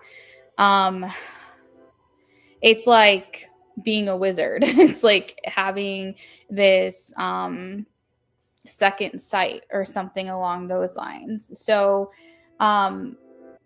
I'll say that there's nothing that you have done outright that has made him feel this way. And I will say that he himself doesn't logically, because he likes to base things in fact too. Like he likes to base things in what's evidential. And so in his mind, he's thinking, I don't know this for certain. Okay. And that might be why he had said, like, I'm getting this sense. Do you remember when I had said that, which actually is now kind of like really, really resonating? Because in the message, he says, I'm getting the sense. Wait, where did he say it? Hello? Where did I say it?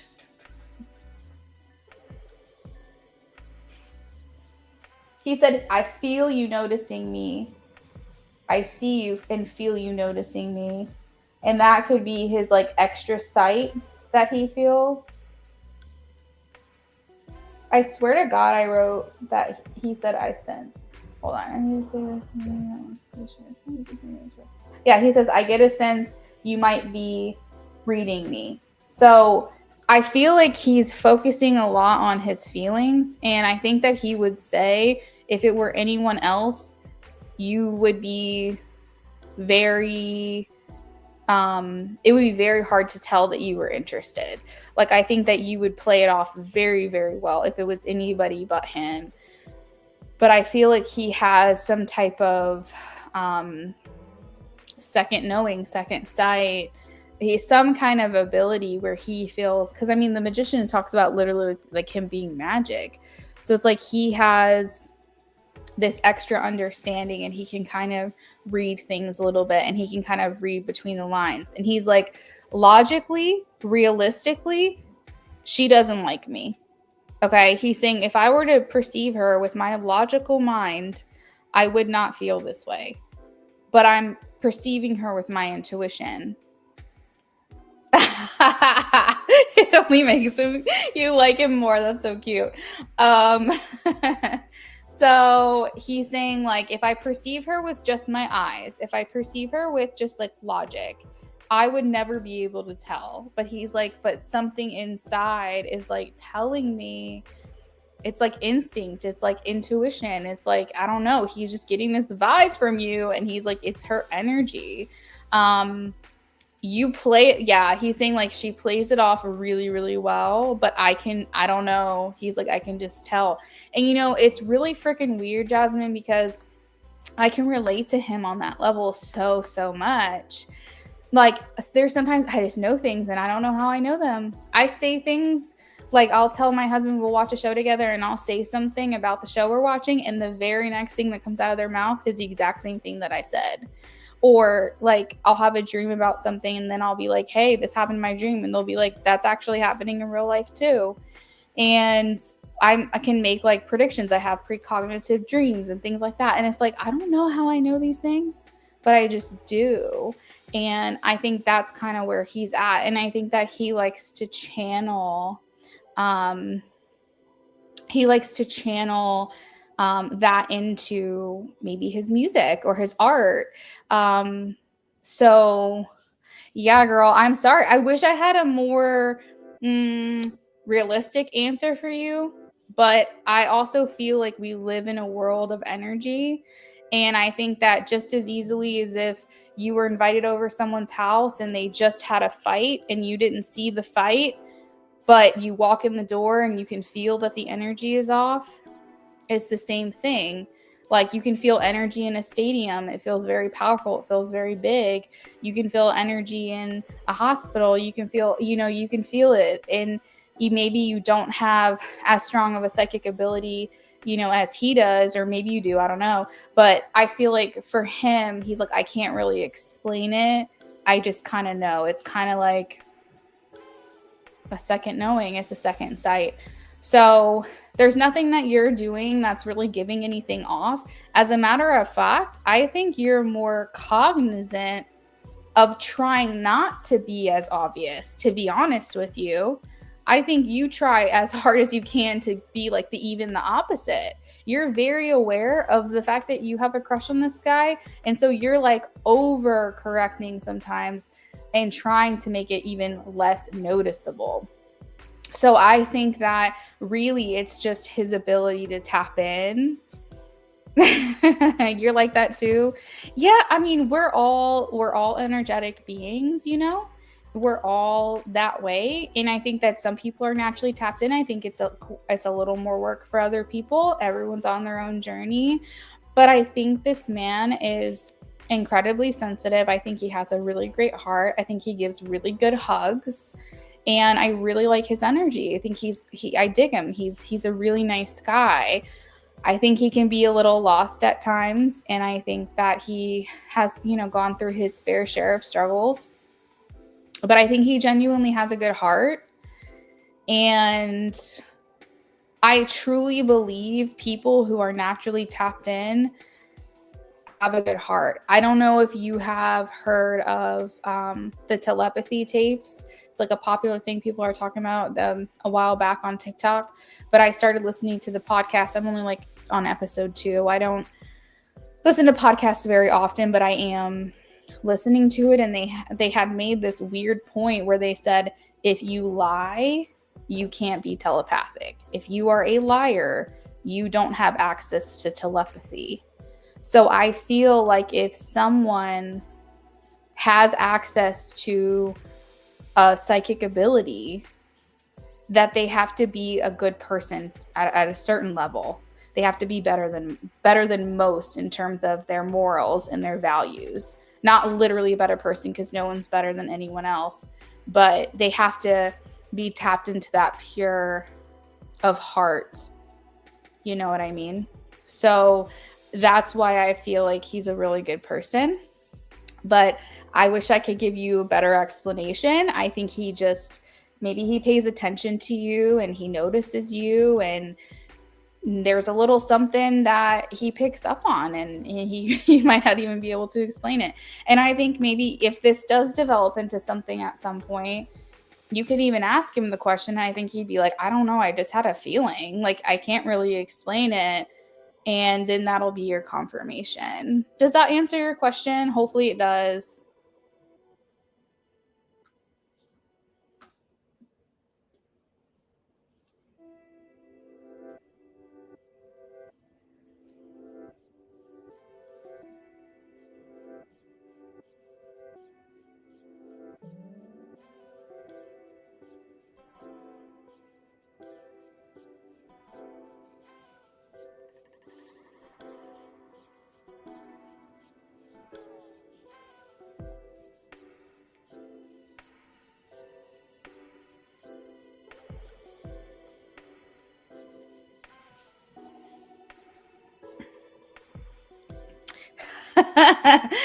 You're so funny. I love talking to you because you say such funny things. So you can try. That's what I will say. You can try. I think honestly, any interaction that you have with this person, it's going to be hard to like hide it. But if that's what you want to do, then you can try.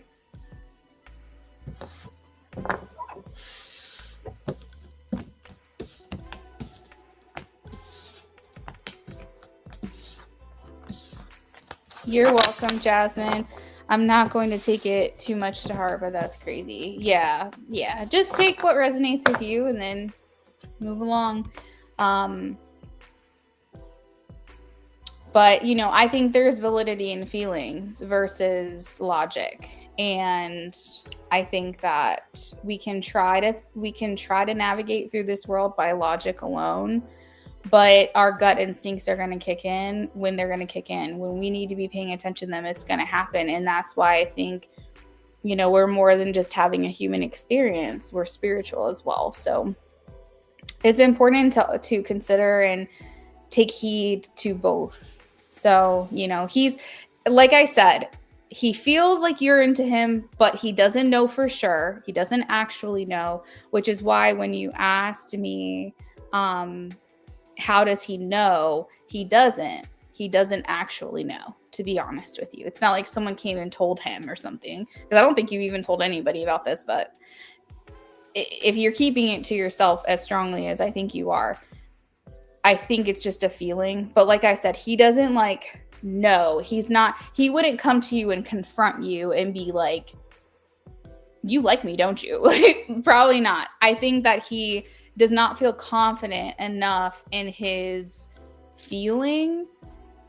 He thinks it could be in his head. He's not really sure, but it's just a gut instinct. So anyways, you're welcome. I hope you have a lovely rest of your night. That looks like that's where my night is going to come to a natural close. I've been here for almost 4 hours, so I am going to go ahead and sign off, but I hope everyone else has a lovely rest of your night.